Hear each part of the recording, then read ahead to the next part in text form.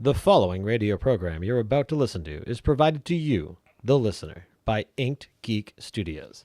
Get this and other great shows at inkedgeekstudios.com. STFU is advice from the ill-advised. It explores ideas and themes that may be adult in nature. Unfortunately, the hosts are anything but. Limits will be pushed, language will be offensive, and nothing will ultimately be learned. So if you can handle it, let's have some fun.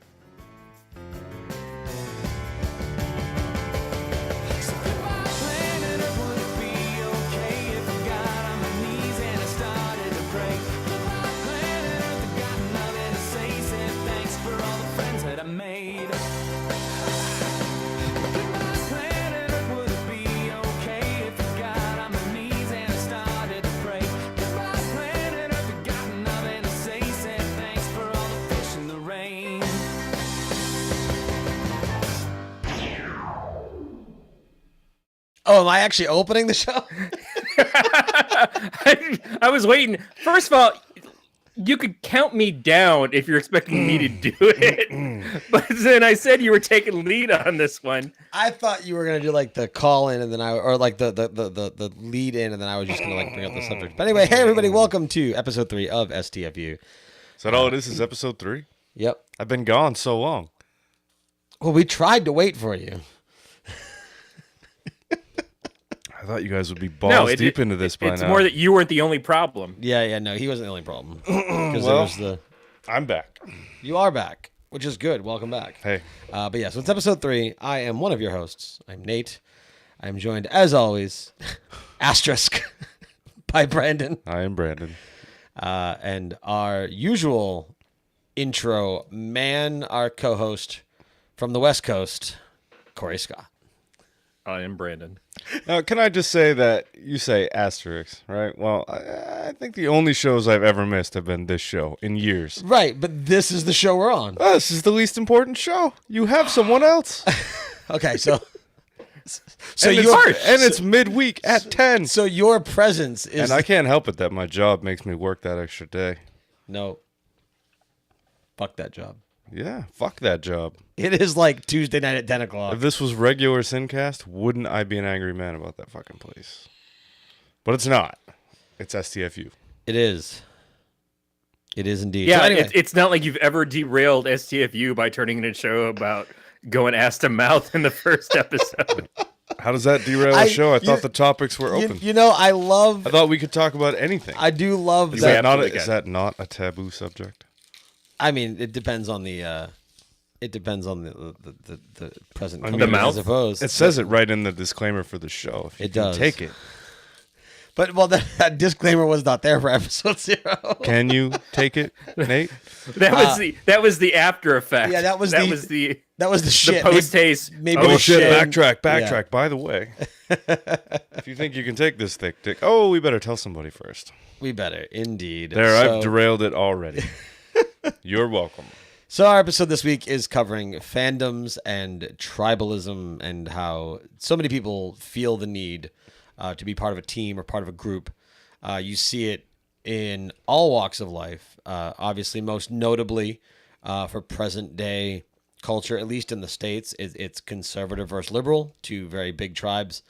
You see it in comic books with DC, Marvel, Dark Horse. Like there's all these different fandoms and tribes that people attach themselves to. And then for me, most notably, it's gaming. It's which MMO do you play, and with the MMO, what faction are you on? Is it World of Warcraft, and then is it Horde versus Alliance, Xbox versus PlayStation, console versus PC, Twitch versus Mixer, Mac versus PC as far as a processing platform, XSplit versus OBS. Like there are so many this versus that in our culture. Gay versus straight. Versus trans, versus bi, versus pansexual. There's a whole bunch of fucking tribes there. That's a different show. I feel like I need a tribal tattoo. But anyway, so we assign ourselves to groups. We put titles over our heads. There are subgroups, and some of us more than others greatly attach themselves to it. Anyone that knows me knows how hard I fight for the Horde and how I hate the Alliance. Is that foreign for anyone else? Because I don't feel like I really attach myself to any one thing. I'm Alliance, yeah, but maybe I cross streams with the Horde a little bit. I don't know. I'm not against it.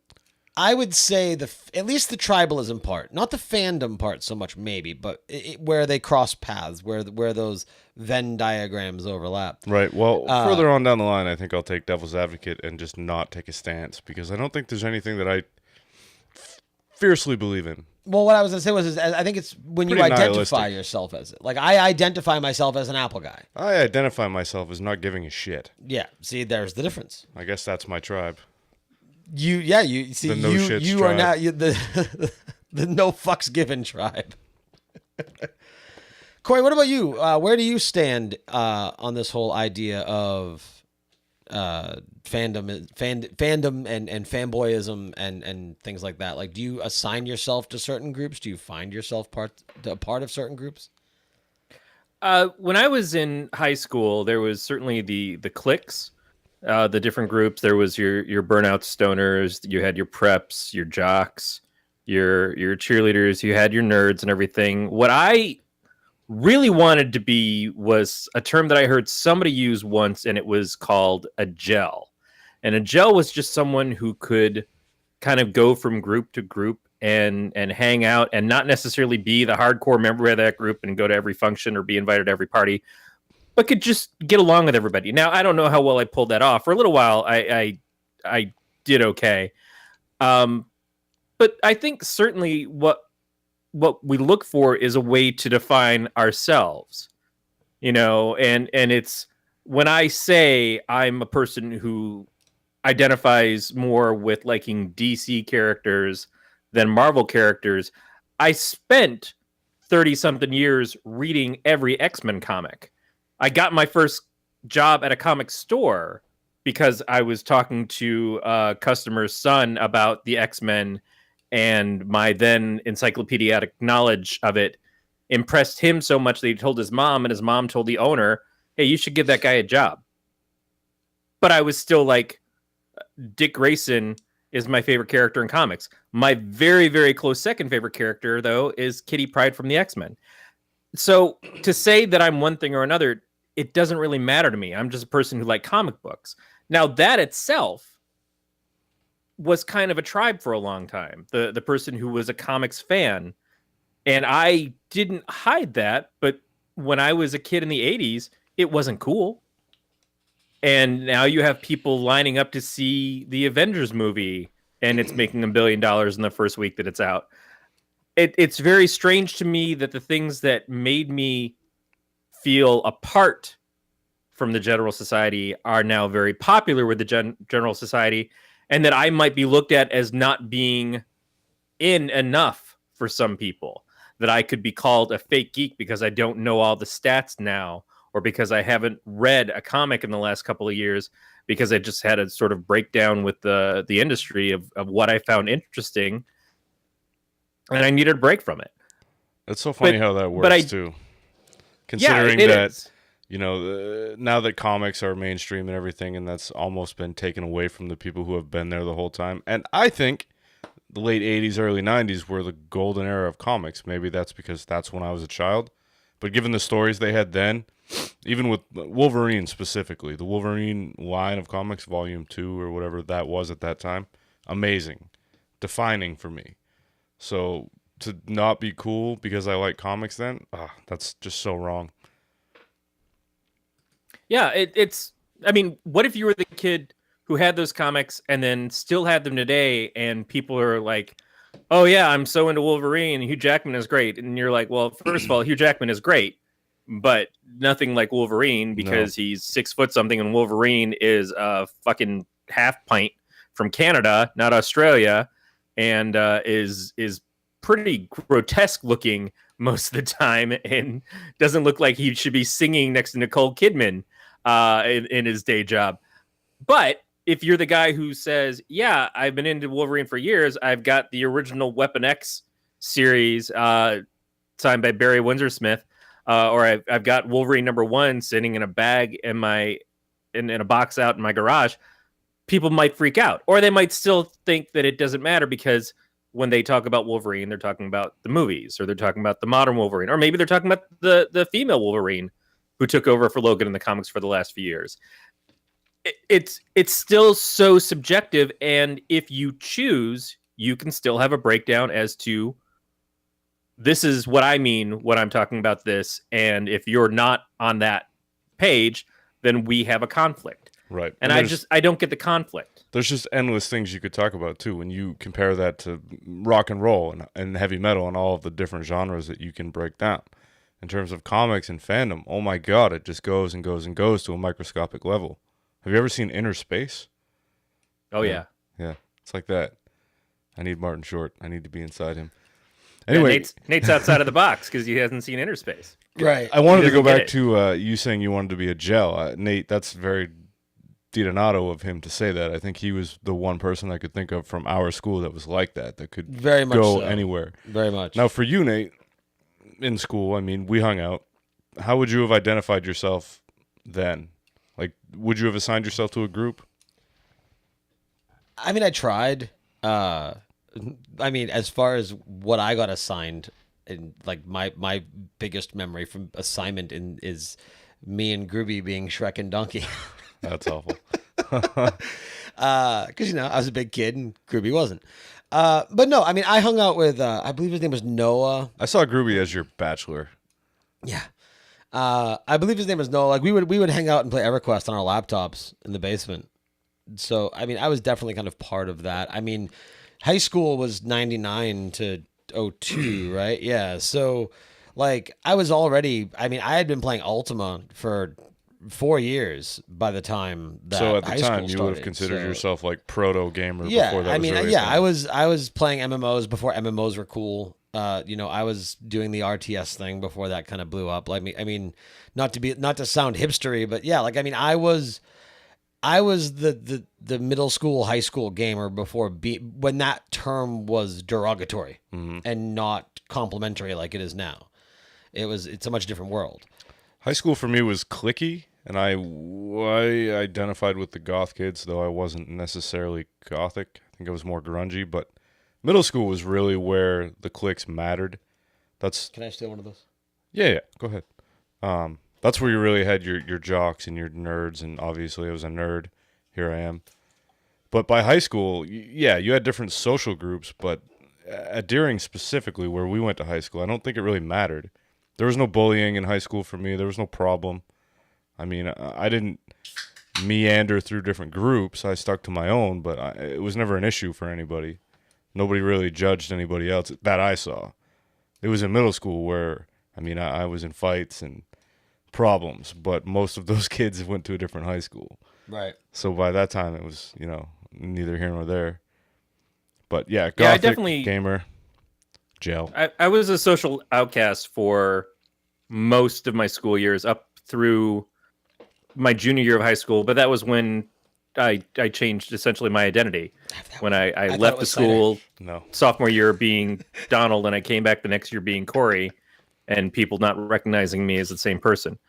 But even with all that, I had my own group of friends, and in my own group of friends, I tried to make that group prominent. Not with other people, but just with ourselves. It was a sense of belonging. I had painted my room black when I was 16 or so. And then we did a mural up on the wall, and everybody on the wall had characters, and everybody got drawn and painted in and stuff. And it wasn't really hard to come into that group and suddenly be a person who winds up with a character up on that wall. And I felt like that was the inclusion that some of us didn't have. Right. And it was just, to me, it was just because these people were very important to me, and I wanted to celebrate them, and I wanted to celebrate our times together. But it wasn't about trying to create something that was yet another grouping like jocks or whatever. It was just, this is us. This is what we like to do. Sorry, everything happens to want to make noise at once. Yeah, no, it's like I didn't really fall into, like, Brandon was asking in high school, like, what would I identified as, and I mean, I guess I wouldn't necessarily have classed. Like I said, that was what I was, but I didn't think of really titles at that time. Yeah. Like, it wasn't I didn't really see you in a group. But I mean, yeah, I mean, I guess there were, like, you had the jocks and you had the cheerleaders and you had the nerds and everything else like that. But like, I didn't look at it in that way, I guess. But now I'm very much that. Like, I very much identify like bi, and maybe part of You identify as bi now? part of that identity is that I am knowingly, I can be a very materialistic person. I like toys. You? No. Shit. Really? What? So so I have like, I mean, the watch, the phone, the AirPods, the I think the if anybody HomePod, the listens to Mac, our shows, like, they know all the shit right. that you have. No, I'm just saying. You but mentioned like, it on but every like, show. So I'm an Apple guy, right? And then, when it comes to like I have almost all the races for Horde at max level. Like, I'm a Horde guy. And I identify myself as that. I'm a Horde gamer, for World of Warcraft. Like, that's what I play. But it wasn't until, I want to say, probably within the last 10 years that kind of, like, it happened. Like, it's kind of the volatileness of, I mean, maybe social media is to blame in some ways, because we find ourselves being pushed to a group. Because 10 years ago, I never even would have thought of like PC versus console, or like hashtag PC master race. Like, that wouldn't have came to mind. Like, I would have had my gaming PC and I would have played the exclusives on the consoles. And back then, the consoles didn't hold a candle to gaming PCs. So I never would have thought of that. But now, like, if I'm in an argument on a Facebook page, it's PC Master Race. Fuck console gamers, even though I own all three of them. But even though I own all three, I identify as a PC gamer. Does that, like, so that's the tribe I'm in there. And it's I don't know. Maybe that's a very perverse way of looking at it. Is that where you identify now as an adult? Like, if you, as an adult, would that be where you would throw your hat as a gamer still? Well, yeah, because that's where adults game. No, you as not a person, adults who like, have fucking lives. Well, but- right. That's what I'm alluding to here, is that as I go further along in life, like, I can't assign myself any of that. I would say that now I am a worker bee. I have interests, yes, but I can't dedicate any time to them. Right. I go to work and I go to sleep. I come here and do a piss poor job on a podcast. I go back to sleep. So, I mean, yeah, you go up and down about gaming, and I think you just condescended to me for some reason that I can't figure out, but you always do that anyway. You try to correct people whether you're right or wrong. I did? Did you not just do that? No. That's where we game. Okay. All right. I just asked you a That's question. for adults game. So Where do adults game? I'm not going to try in the to dungeon. shit on you for your opinions, Nate, but I am going to ask you.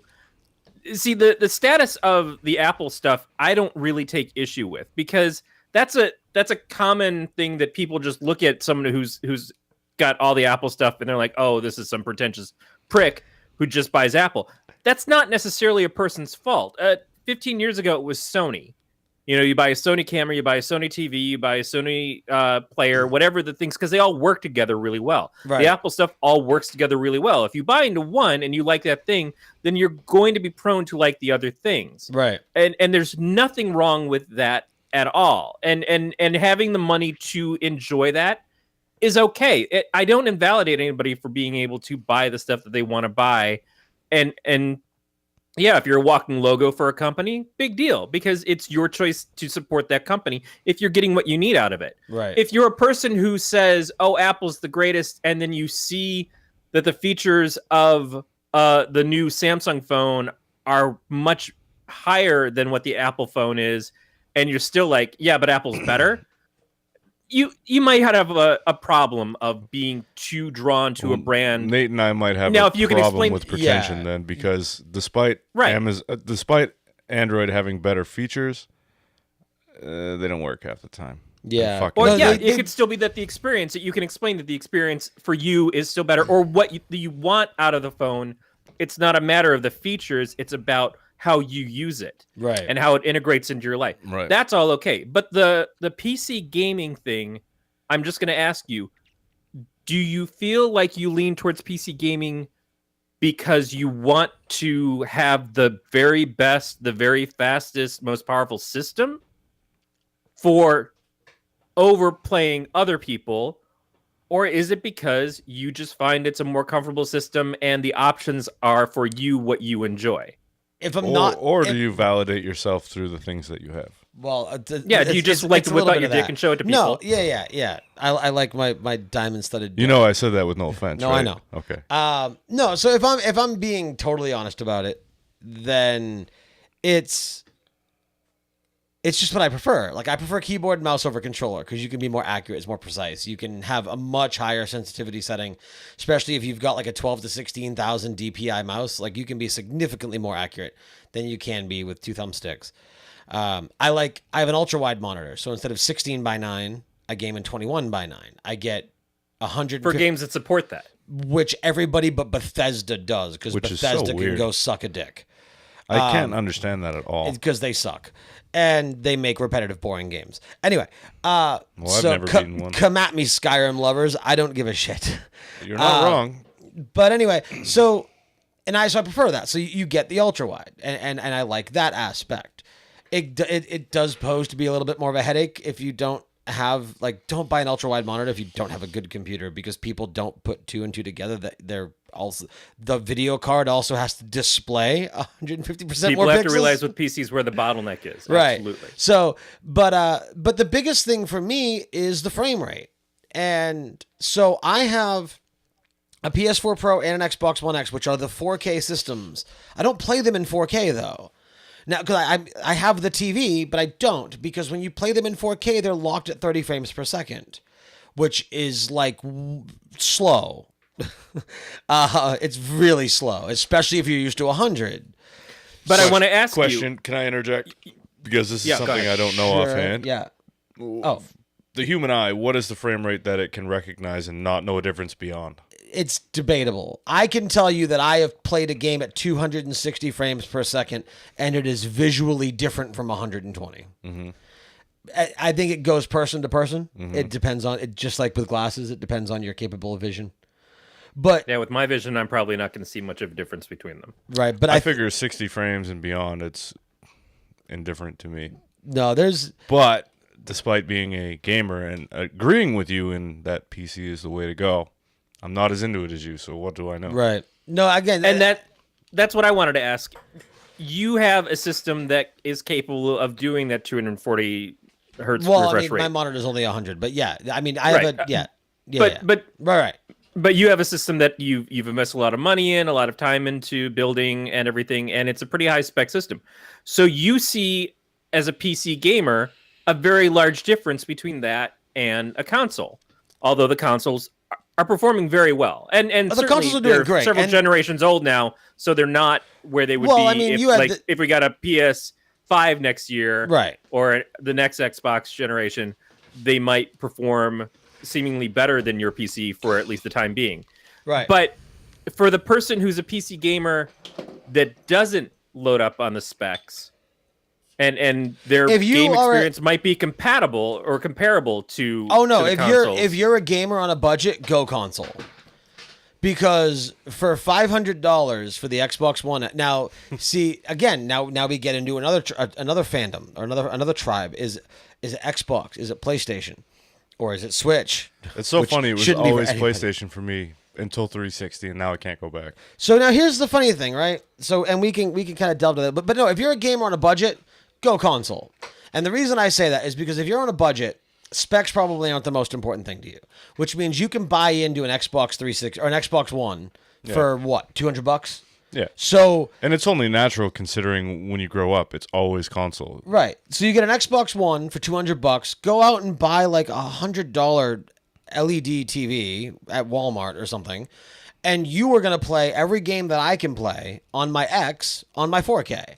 You're going to get 1080. You're only going to get 30 frames per second. But if you're a gamer on a budget, that gives you access. Same with PlayStation. Get a PlayStation 4 for $200. Yeah. But again, growing up, nobody ever thought of that shit. It was always, well, here's a TV. Now I have a system. I'm going to play it. Right. Now, yeah, we used to plug into one video port that was the yellow. Yeah. Right. And that was if we weren't doing the old cable, flip on the switch of the back of the TV for the the UHF tuner.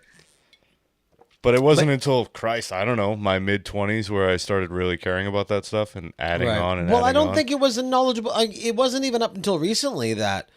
Well, would you say the technology even got to a point where it really mattered? I mean, now you fucking have everything that you can customize with a PC. Oh, it still matters though. I mean, But even back then, like with the graphics cards and shit, like now where everything's there's RGB another and everything else. But see, but you can break it down even further. There's another one. I mean, if we want to ignore consoles for a second, go back to PC.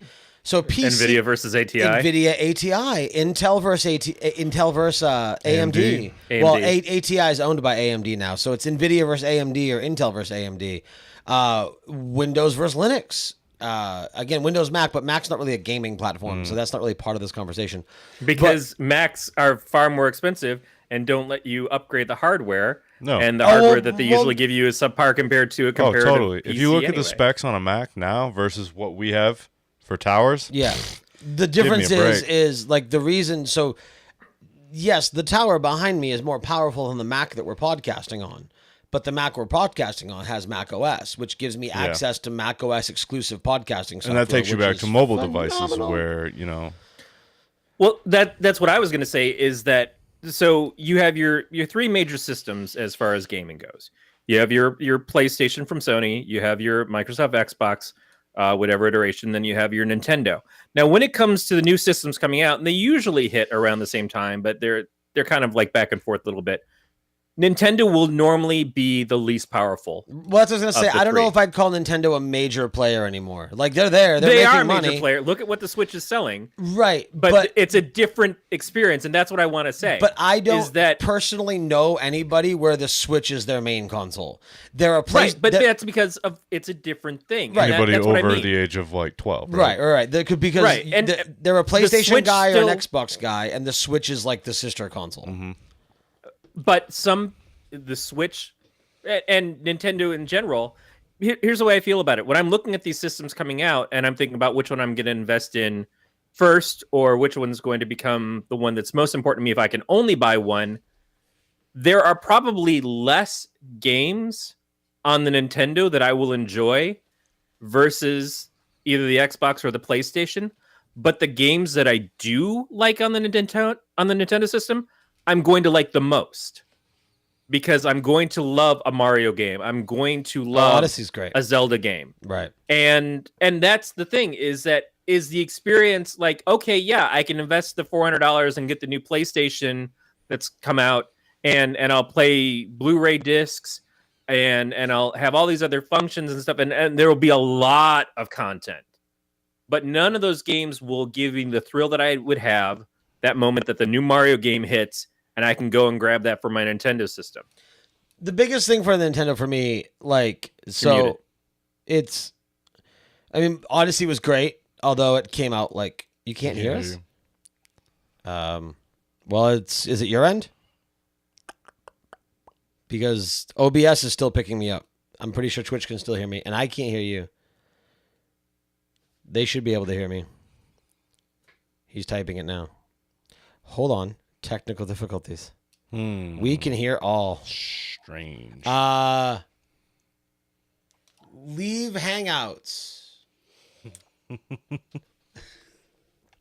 And then there were two. There's two. Look, that's creepy. Oh my God. So if you had to pick a side, which side would you say looked better for you? That one. See, It hides more of the gut. I think the other side for me. This side. The right side. Boop, boop. Send the link. Okay. 1 second, folks. Well, while he's gone, I think that Nintendo is like your side bitch, right? Say you pick Xbox or PS, whatever. You have that as your main piece, and then Nintendo's just there as a fun thing. It's like a sports car, right? Utility vehicle, daily driver, sports car that you play with on the weekends. I don't think anybody really chooses Nintendo anymore. You have your Nintendo fans. Yeah, but they're still going to have a different console, I think. No? Yes? Corey? Can you hear us? Mm-mm. Can we hear you? Speak. Talk. Say something. You Speak. talk. You speak. You want to know if I can talk? Yes. Yeah, we can hear Yeah, you. it's something wrong with me. I'm gonna reboot. Okay. Okay. So we'll stay on the gaming thing while Corey's rebooting. So regardless, I think that Nintendo should just make games for other companies, for other consoles. Oh, if Nintendo went Sega, it would be the most incredible thing ever. Don't you think that would be great? It would be great. I would think that Because- would make them more money in the long See- run rather than trying to make these niche consoles over and over and over again. See, so I mean, I don't want to make this all about gaming, but we can while we're waiting for Corey. But see, so Pete Master in the chat there says, so the Switch is killing it. Yes, the Switch is killing it because. Yeah, the Switch is The killing it, old but where does the art- Switch compare because- with the PlayStation Oh no, and it's Xbox? killing it. All the way across, really. But only because arguably the only thing more annoying than an Apple fanboy is a Nintendo fanboy. Like seriously, fuck Nintendo But fanboys. wouldn't a Nintendo fanboy really be a fanboy? No, because you have grown men that want to play Smash Brothers when you can go play Well, fucking see, Street Fighter. That's another thing right there is that, yeah, Nintendo has games, but like Corey said, you're just revisiting the same characters over and over again. I understand people like that, but really, like, what did you and I play the last time we played Nintendo? I don't remember. We played Mario Kart and Bomberman. And Oh, yeah, that's Bomberman, right. for all intents and purposes, is the same as it It's always the same was. exact thing. And Mario Kart is, and you know what's funny is all these people, and actually Patrick Beja put a tweet out Before about you go this. further, meanwhile, Yeah. you have, what did you play? God of War, Far Cry 5? Give me a break. What are you going to pick? Well, that's the thing is that Nintendo didn't grow up with their fan base. Like No. I got a Nintendo in '89, Mm-hmm. and I got mine. and I was playing Mario, Mm-hmm. and I was playing. Eventually, I was playing whatever I was playing. But Whatever the I Nintendo never stuff was. went any further than Super Nintendo. After that, I had a PlayStation. Well, I had an N64. I Because, you had know, one later, but by the time I had you one, had I the- had a the PlayStation. best wrestling games on an N64. Yeah, you're not wrong, man. But Nintendo didn't grow up with its fan base, which is fine, except for the fact that you have these grown men that are obsessed with Yoshi's story. Mm-hmm. It's creepy. Like, I mean, I have kids, so it makes sense that I'll go play them. But like, why It wouldn't is you want to creepy. play like I contested, like I'm so pissed that Breath of the Wild won Game of the Year last year because it didn't deserve to. It's not a Zelda game. It's Skyrim with a Zelda skin. It's just Yeah. an open world mess with a really bad user interface, a very convoluted story. Like, it's not a great game, but the fanboys drove it so far over the top. I don't know if he's going to need a new invite or not, but I'm guessing so. But yeah, I don't know. But I mean, yeah, the Switch sells well. But then again, who was it that was giving me crap? I don't know. Growly Bear. Well, Growly Bear can give me crap. But the Android thing, like, you're saying the Switch is killing it. So that's why the Switch is good, because of its sales, right? But any individual iPhone outsells any individual Android phone. Mm-hmm. Yet everyone says the reason that you get the fallacy of that the Android phone has a bigger market share, it does, because one, they're cheaper and more people are poor. Two, you have more companies making more Android Yeah, phones. there's a million fucking Android There's like phones. 4 or 5 new Android phones that come out every year from different companies. And they have a new OS coming out, the Android P, which is a ripoff of iPhone X's navigation system. Of course it is. Completely. They both rip off each other. I know, but the swipe system is exactly the same as the X. But ultimately, But you're right, though. The Androids, that's the thing right there. That's amazing. There's however many Android phones versus whatever current model of iPhone. So you have one model competing with X amount of other models. right. No, but Beatmaster said there is no Android phone. There are brands that use Android OSs. See, and that's my problem. Well, and I would actually, there say- is an Android phone, the Google Pixel. Yeah, I think you're splitting hairs there. Yeah. You know what we mean. Yeah, but well, no, because he's accurate. But that's my. He's problem. not wrong, no, but I mean, you're Because getting you don't awful know, nuanced. You don't know what you're getting, and you're always getting that company's packaged version of the Android OS. When I buy an iPhone, I know what I'm getting. I know it's going to work with all of my iDevices. I think in this case with Apple, homogenization is not a bad thing. Is Corey back? Hope so. I see him. Are Are you you here? back? Yeah, I can hear you guys. Yay! Corey is returned. So here's where I shit NPCs for a second. Fucking audio just completely cut out, and I don't know what happened, but I had to go into my audio settings after rebooting and flip over to the headphones I was already using. Weird. Of So course. we kind of hovered in the whole like Android, Yeah, Apple slash Nintendo. we lived in the everything gaming else. space. Yeah. Before we leave that, I just want to say, So the Switch is outselling and killing it, right? Yeah. So the Wii did the same thing, The Wii did. but still, flash in the pan. Huge sales, no one used it, gone. Well, do you so really this think is- that? Do you really think a that? loss for Nintendo? Do you really think that it's not a loss for Nintendo, but that's not a future-proofed system. Right. You can't. They had to totally wanna- reinvent their console again Let- to make sales. I want Whereas to pull up this. PlayStation and Xbox just give us an updated version of the same thing, and it's fine. Okay, before we leave this, I want to pull up this thing that Patrick Beja tweeted out. Let me All right, here we go. This is the power of Nintendo fanboys. Because one thing, Corey, that I had said while you were askew was that the only thing worse than an Apple fanboy is a Nintendo fanboy. View Because askew? fuck Nintendo fanboys. Huh? Nothing. So anyway, so the Wii U, which is arguably one of the worst console years of Nintendo's generation or Nintendo's existence. Right. You're not saying the console itself was bad. Oh no, You're the saying console that was a pile of shit. But that goes back to what I was Okay. saying about future-proofing their console. but not even that. But The hold- next iteration of the Wii is a total stinker. But hold on though. So the Wii U, right? This was said several times. The Wii U sucked. It was a terrible system with absolutely no good games to play. Nintendo screwed up big time. That's from people. Let me read to you the most notable games on the Wii U. Legend of Zelda Breath of the Wild. Mario Kart 8. Donkey Kong Country Tropical Freeze. That sounds like the same games that came Hold- out on hold the on. Switch. Splatoon. Ooh, Splatoon. Of course. Some Japanese Pokemon tournament. Bayonetta 2. Hyrule Warriors. Captain Toad Treasure Tract something. What the fuck is Um, that? And then, Super Smash Brothers. Now, the Switch is awesome. Nintendo finally got it right. A great system with a lot of great games to play. Let me read you the Switch lineup. Legend of Zelda Breath of the Wild, Mario Kart 8, Donkey Kong Country Tropical Freeze, Splatoon, Pokemon Arena Battle thingy, Bayonetta 2, I'm not kidding, Hyrule Warriors, Toad's Treasure something something something, Kirby game, and Super Smash Brothers coming soon. It's the same fucking thing. Why is every Nintendo system for the last 10 years or so, I think, has had an Animal Crossing game that came out for it that was designed for the system before.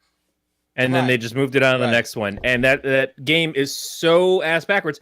But again, beloved game by the hardcore fans, and that's what Nintendo has, is it has hardcore fans. It does. I don't begrudge them that. It's the same thing as like, how long have you been watching wrestling?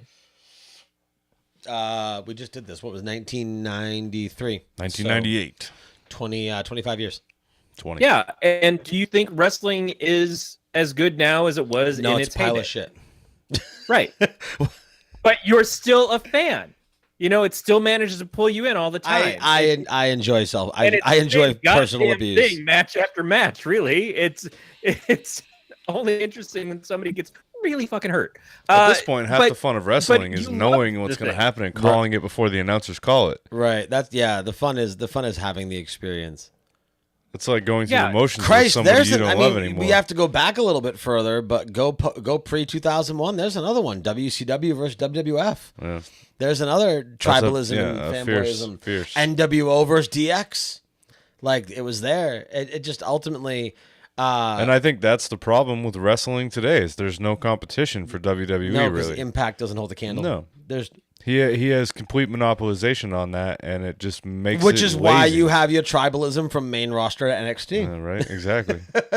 We need that in our lives. So That's we can, another thing. Do we need that duality? Do we Right. need it? Well, and I think that's a good point, and I think that, and we can certainly get into more fandoms and things like that. But Well, so as far as the wrestling thing, EC, maybe hold you on don't really need quick the to the chat duality room. of- ECW was like the Nintendo of professional wrestling. WCW was your PlayStation, WWF was your Xbox, and ECW was your Nintendo. And as opposed to Nintendo, ECW is where you went to grow up. Right, exactly. It was the polar opposite. Okay, sorry, I didn't mean to cut you off, Corey. What were you saying? I was going to say, you might not need another wrestling group like a WCW versus a WWE anymore, but you might find the factions be I like WWE versus someone who likes MMF. And that could be male faction. female threesome. No, what is it? We know what you meant. Yeah, because I don't watch any of this shit. MMA, mixed MMA. martial arts. You watch porn. You don't watch fighting. Mixed marital fucking. No, I'm still, because to me WWE is still WWF in my head. Right. As it should be. Right. So it's just I don't know. They're all letters. Those world wildlife fucks. But it is like, didn't we just get somebody from? Yeah, from mixed martial arts. I love how you say we when you don't watch it. Yeah, Ronda Rousey just came over. But see, and everyone's making a big deal about her and a big deal about Brock Lesnar, right? So Lesnar was in WWE before he went to UFC, so he was unique. Rousey was UFC to WWE, but you had Ken Shamrock. You had Dan the Beast Severin.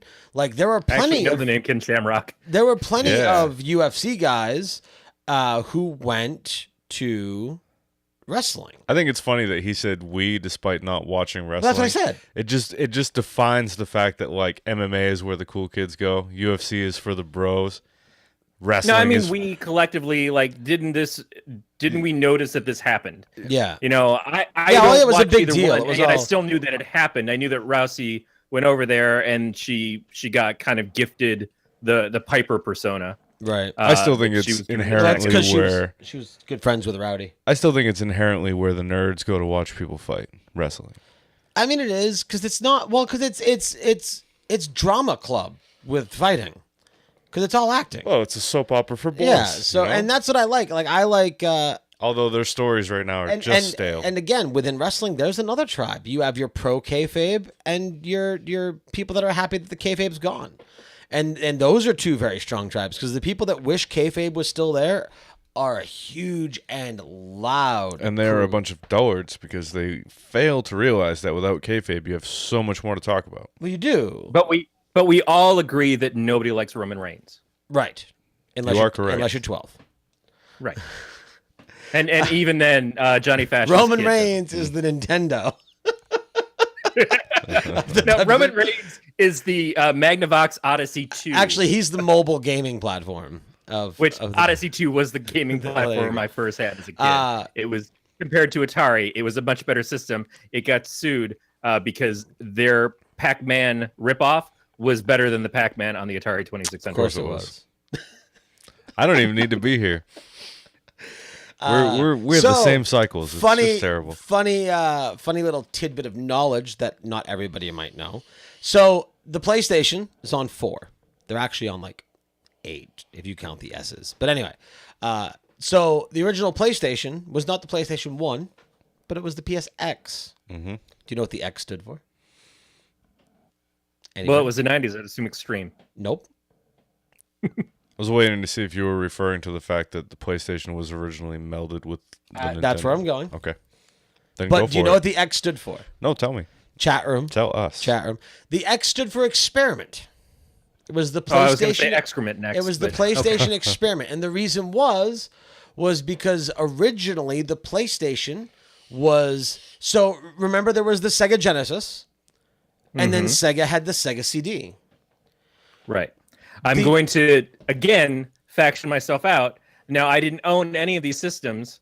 I went right from my Magnavox Odyssey 2 to eventually buying my own Nintendo 64 or maybe, Nintendo 64 years later.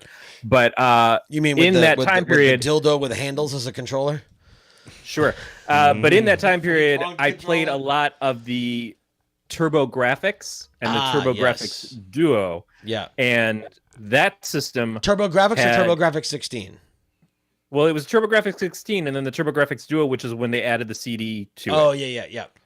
When you started getting RPG games like East Book 1 and 2. And I played the shit out of that system because my friend had it. And even the regular games for the 16 were Bonk and stuff. Those games were way more compelling to me than what Genesis had going on. then the classic Nintendo was out at that point in time. Up Right. until Zelda hit on the Nintendo, the Super Nintendo. Yeah, so that It was was like like a link in TurboGrafx a link in the was past. shit. So where But with Sega, where did so you had Sega Genesis, Sega CD, Yeah, Sega Saturn? Where was that in the mix? Sega Saturn was How many iterations of Sega were there? 3? No, it was you. Well, so you had the Sega Master System, then you had the Sega Genesis, Was that 16-bit? and then Okay. you had the 32X, which was the 32X attachment that went in the Genesis. You also had the Sega CD, then you had Sega Saturn, then you had Sega Dreamcast, and then you had Sega Die. Yeah. Right. And right before I got my first PlayStation, no, sorry, it was probably the PlayStation 2. I got the Dreamcast. I got a used Dreamcast, and then I got the PlayStation 2 for my wife, who was then just my girlfriend. I stood out in line overnight and waited to get the system for it and everything. But there was certainly something compelling about the Dreamcast that made me want it. And I think it was probably because you play burnt games on it. Yeah. But there was shit all for it. No, it was. And there were people who still were supporting the Dreamcast, but probably not in the States. So I can understand that there's still a fandom if you were getting imported games for it. Right. That's what it always comes down to, is like you have to find your audience. But what we're talking about is not, do you like one thing? Do you like another thing? It's, are you fanatical about it? Well, I don't Are even know you if the I would person go who so far can't as to see through the say trees fanatical, that but you're if you just identify yourself, like if that's part of your personality, if your fandom for a certain thing is part of your personality, at least that's If how I looked was at going it. to get a logo of a company, of some electronic thing that I own, it would probably be the Commodore 64 logo. Okay. Because that Commodore 64 was the thing that I was like on all the time as a teenager. All my friends in the neighborhood came over to my house because I had that Commodore. So are you saying it like if was- you were to get a logo tattooed? Yeah, Okay. exactly. Like if I was going to mark myself because of some demon box that I had in my house, it's not going to be a PlayStation logo. It's not going to be a Nintendo logo. It's going to be a Commodore 64 logo. It doesn't hurt that it's a C and my name begins with a C. But honestly, it was the thing that had the most impact on my life for a good number of formative years. Okay. And so that's my callback system. Do I look at the Commodore 64 and say it was a great computer system? No, it was 64-bit. You know, it had 16 colors. It was what it was. But I loved it at that point in time, and I got a lot out of it. You know, if I compared it to the Atari computer system my friend had down the street, his computer could do stuff that mine couldn't. When my neighbor got the Commodore 128, again, could do stuff that mine couldn't, including do all the stuff that the 64 could do. But it didn't make me love my 64 any less. Was I a fanboy? Yeah, probably. I didn't go and get in arguments about it, but I was the person who was like, yeah, Corey's fucking spending Right. a lot of time with that Commodore 64. I check that joystick port and see what he's doing when there. It's funny you mentioned that. I have a PlayStation logo tattoo.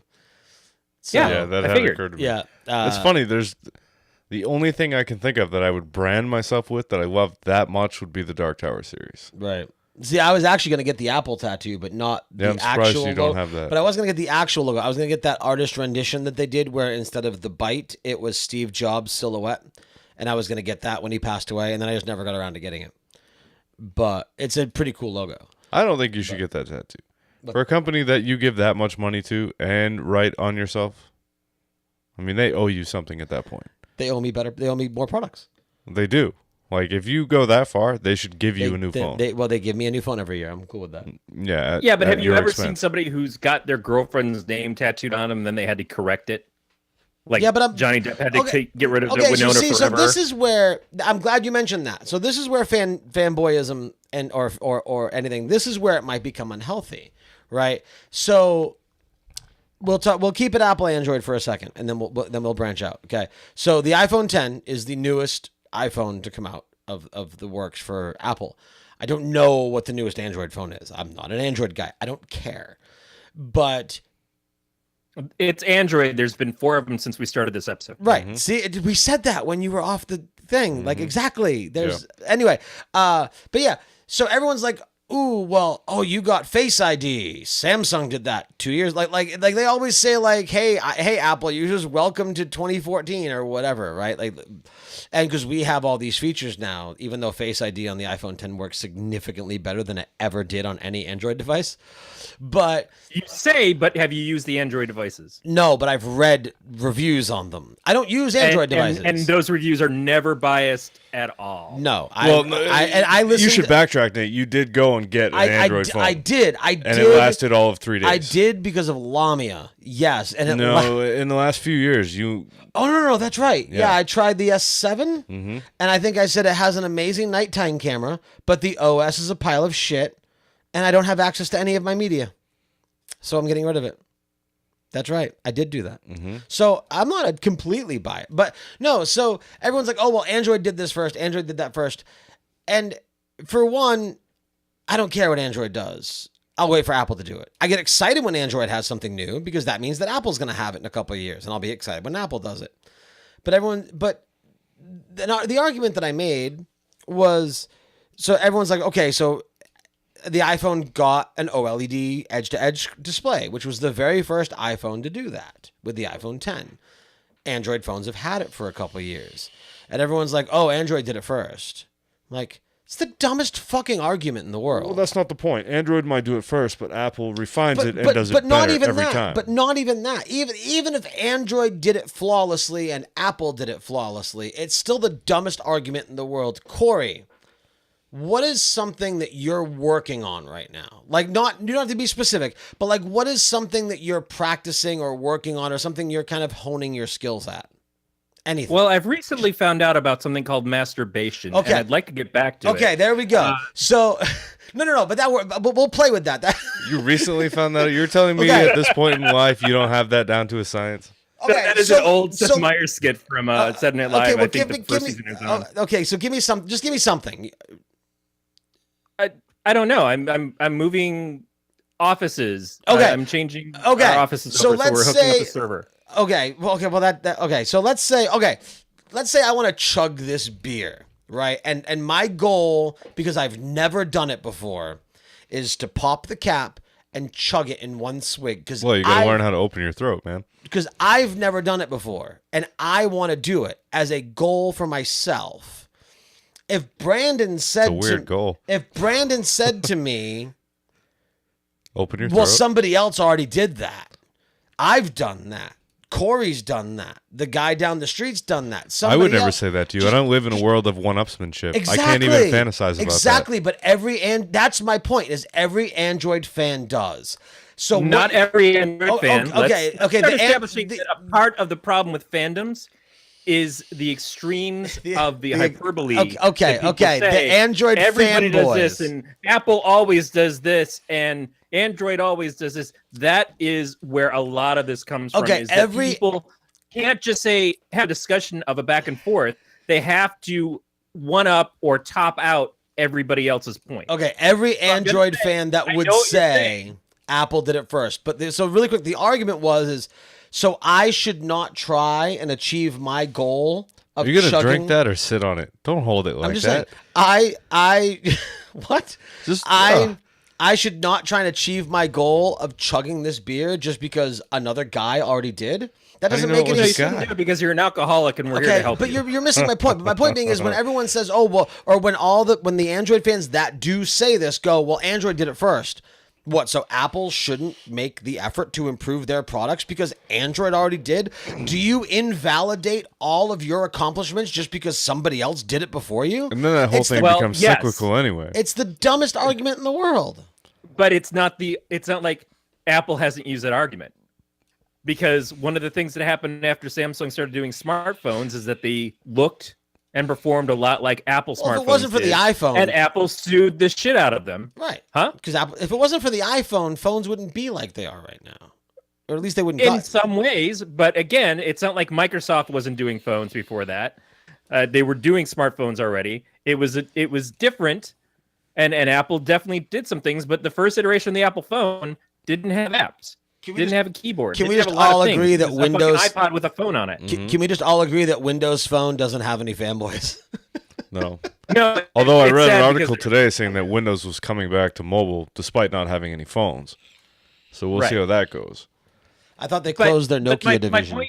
My point being is that when Apple comes out with these things, they do pitch it like it's never been done before. If they just said, "Oh, we've done it the right way," then it would be a little different. But again, they run on a hyperbole system But too. it's never been done by Apple before. Oh, that's the thing, is that they make it seem like this is brand new. Now they can, if they said it was better, if they just pitched that it's the best experience, what they always do is they one up themselves. That's the smartest move they can make. It's the best iPhone that's ever existed. It's the best Apple Watch that's ever been made. It's the fastest MacBook Pro that we've ever had. That's great. But when they do the apples to oranges of them to Android, then yeah, the Android people are going to speak out in return. And some absolutely are going to jump the gun and just start slamming Apple because it's Apple and they don't like Apple's ecosystem or they don't like Apple's expensiveness. Any of those things are absolutely true, but it's not like it's a one-sided argument. Right. It's two teams that are picking at each other, and that's the notes that they all speak on. Now, what's problem is that for people like us who just kind of like, I just want to enjoy what I enjoy, I'll Apajax it and eat what I like, I have to still listen to this fucking incessant banter of these assholes who just can't shut up about it and let me buy a fucking phone based off of what I want out of it. Instead, I has to be in a fucking war of this versus this. And oh shit, well, what network am I going to use? Because fuck Verizon, they're fascists. I've got to go over to Sprint to keep it real, man. It's not like one is better than the other, but we all perceive things as, for me, it's better. And I worked in retail for so long that I can't sell somebody a product based on what I want. I have to sell them a product based on what they want. Or more importantly, I have to offer them features and say, what is most important to you? And that's what I think the basis of the argument is. Well, part of it is when you go into the Apple...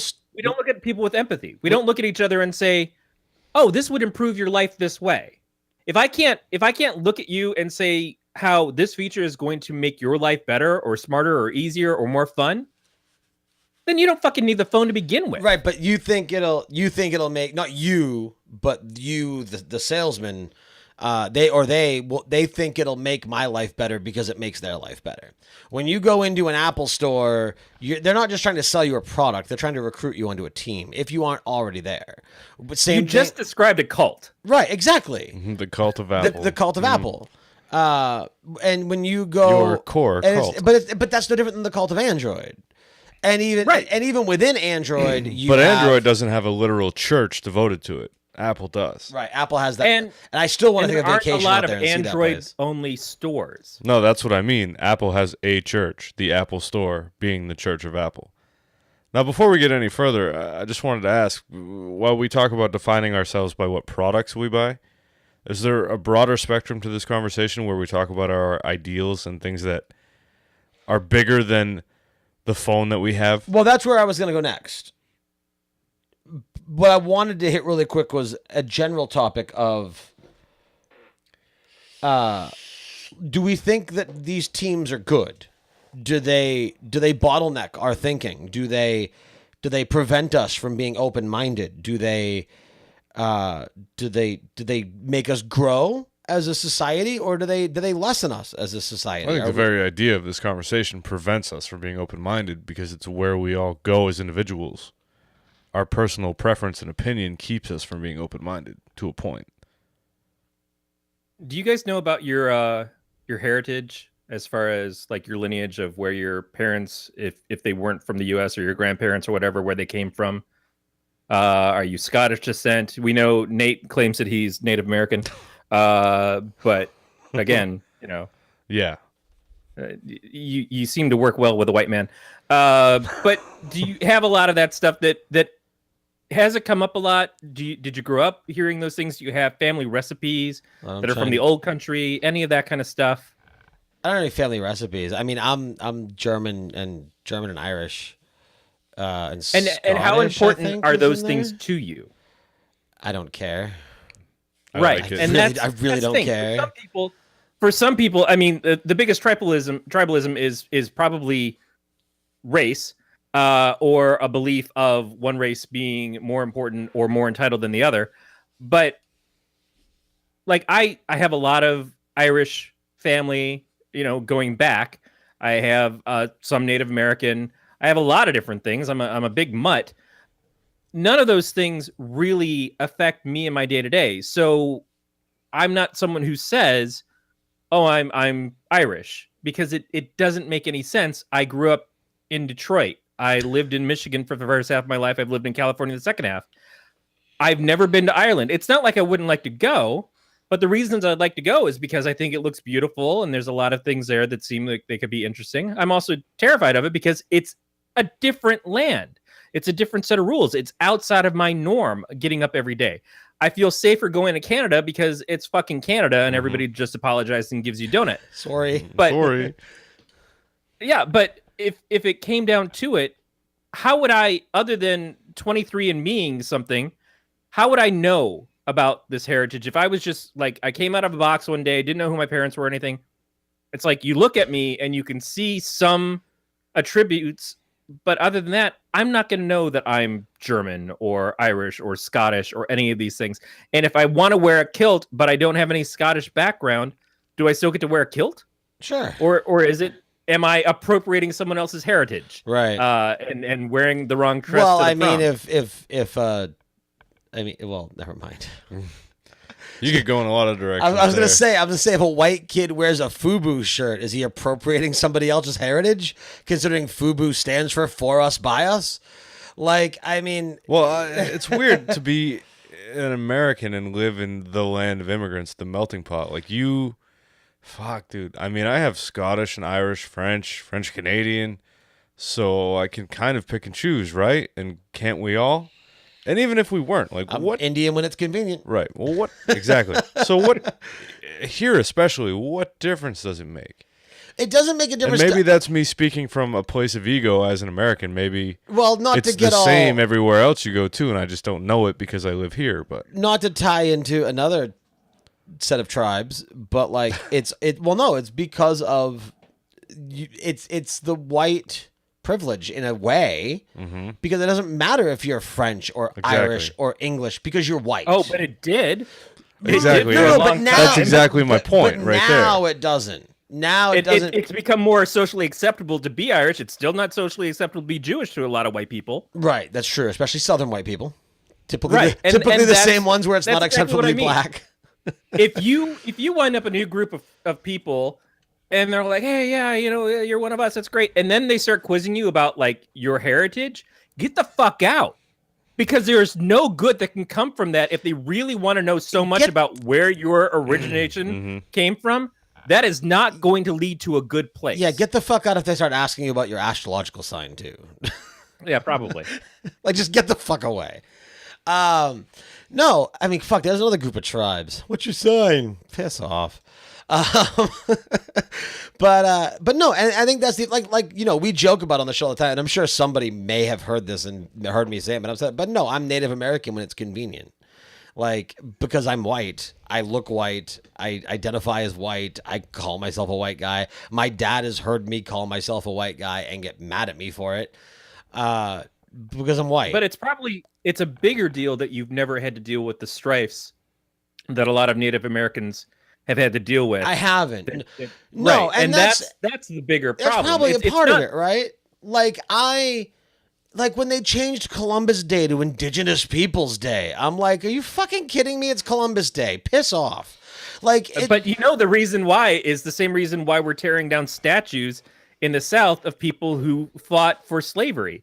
It's because Columbus was a shit fuck. he was. He was not a good person. He was bringing people as slaves, and all the things that we've been taught over the years of celebrating this asshole were lies. So it's not a matter of like, I don't give a fuck if it's Indigenous Peoples Day. I certainly have no problem celebrating that, or any reason to celebrate them, or help them, or assist them, or keep them in the forefront of people's minds because they've gone through a lot of shit.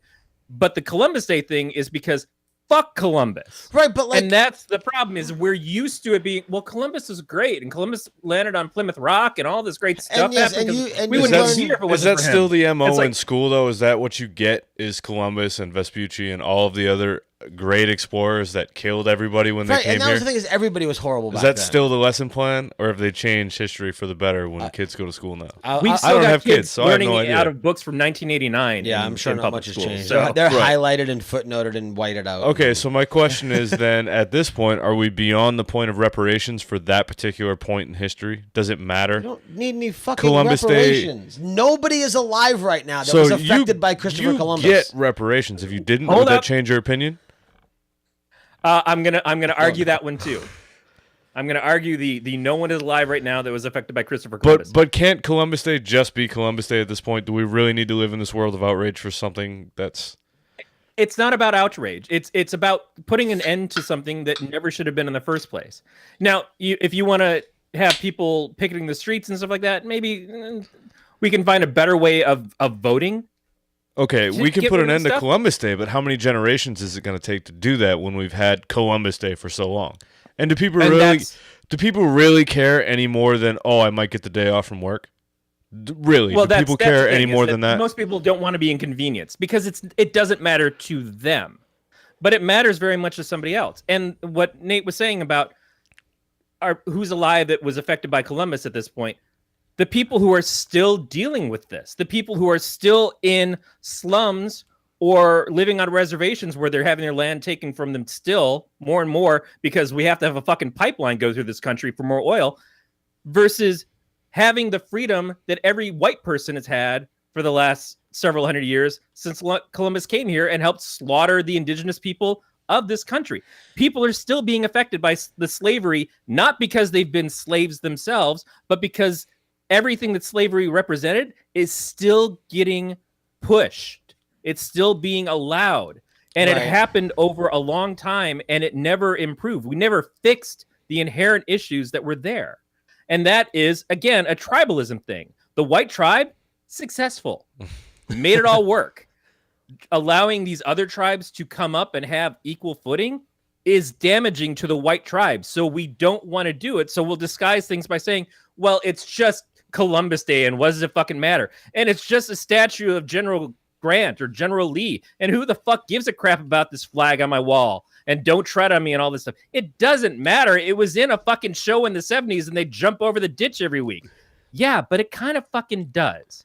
Because just because it doesn't hit you on your day-to-day basis doesn't mean it's not hitting the guy who's walking down the street and getting a gun pulled on him by a cop because he's not white. Then why don't we change President's Day then, since they were racist slave owners that hated women? We probably should. We should. Did you guys see the Certainly by video making of the it guy President's get Day the gun instead of pulled on him for Washington Day buying and mints? Lincoln Day. Hold on, what? Did you guys see the YouTube video of the off-duty cop pulling the gun on the guy that just bought some mints, the Spanish guy? No. You should watch it. It's No, fucked but to up. answer your question, Amy, whose mother is a teacher, I saw that. says in schools now they say that natives moved to make room for the settlers. Oh. They At the expense of smallpox. So they don't they talk moved about right this, to the grave. They don't talk about the smallpox or the rape or the they moved murdering. straight to the graves, to the mass burial. They moved to the graves. So did you guys get popcorn with maple syrup on it and shit? And make turkeys out of your hands when you were in school to celebrate Oh, yeah. Thanksgiving? We just put our hand on a piece of paper and did it. Yeah, exactly. Bullshit. Yeah, So, the stuff that they didn't even have there. Yeah, that was what I was. Yeah, Twinkies. that's what I was saying. So, at the expense of sounding racist, when we talk about everything we just talked about, This isn't racist. I realize- I'm not racist, but caveat, I realize it's three white guys, but like at this point, well, that's the fun part of the show. and I know there's Hey, it's different. two white guys I and a know, Native American. I know, and I know there's a cross section of humanity. We're just three of many, many white guys who have a million different views, but given the minorities now, and given us being apologetic for our ancestors, do you think that in modern times, certain people in certain minorities perpetuate the racism? I'm not going to say that they don't. I'm certainly not going to say that, like anything else, anything can be banked. You know, can be turned into a fundraiser, can be turned into a reason to complain, to have your voice heard louder than other people's. absolutely, I could see that being the case. Do I think it's an even ground? No, absolutely not. I think that there's still a very powerful sect of people that, it doesn't matter how loud those people complain, we still are in charge and are desperate to keep hold of that. Despite And that's becoming why the the minority. old white section of society is terrified of gay marriage, of equal rights in general, of women voting, because it worked like this for us all this time and we've been doing great, and suddenly if this changes we won't be doing as great. It's this idea, and I get nobody wants things to change because for you it's working. I absolutely get that. But if you live in a house with 4 friends and every day you get up and you wander through the living room and your dog comes up and greets you, you're like, yeah, I love my dog. My dog's great. And then your roommate gets up and wanders through the living room and the dog goes over and greets him. And it's great. Your dog's the best. And then your third roommate wanders through the living room and your dog bites him. Every day.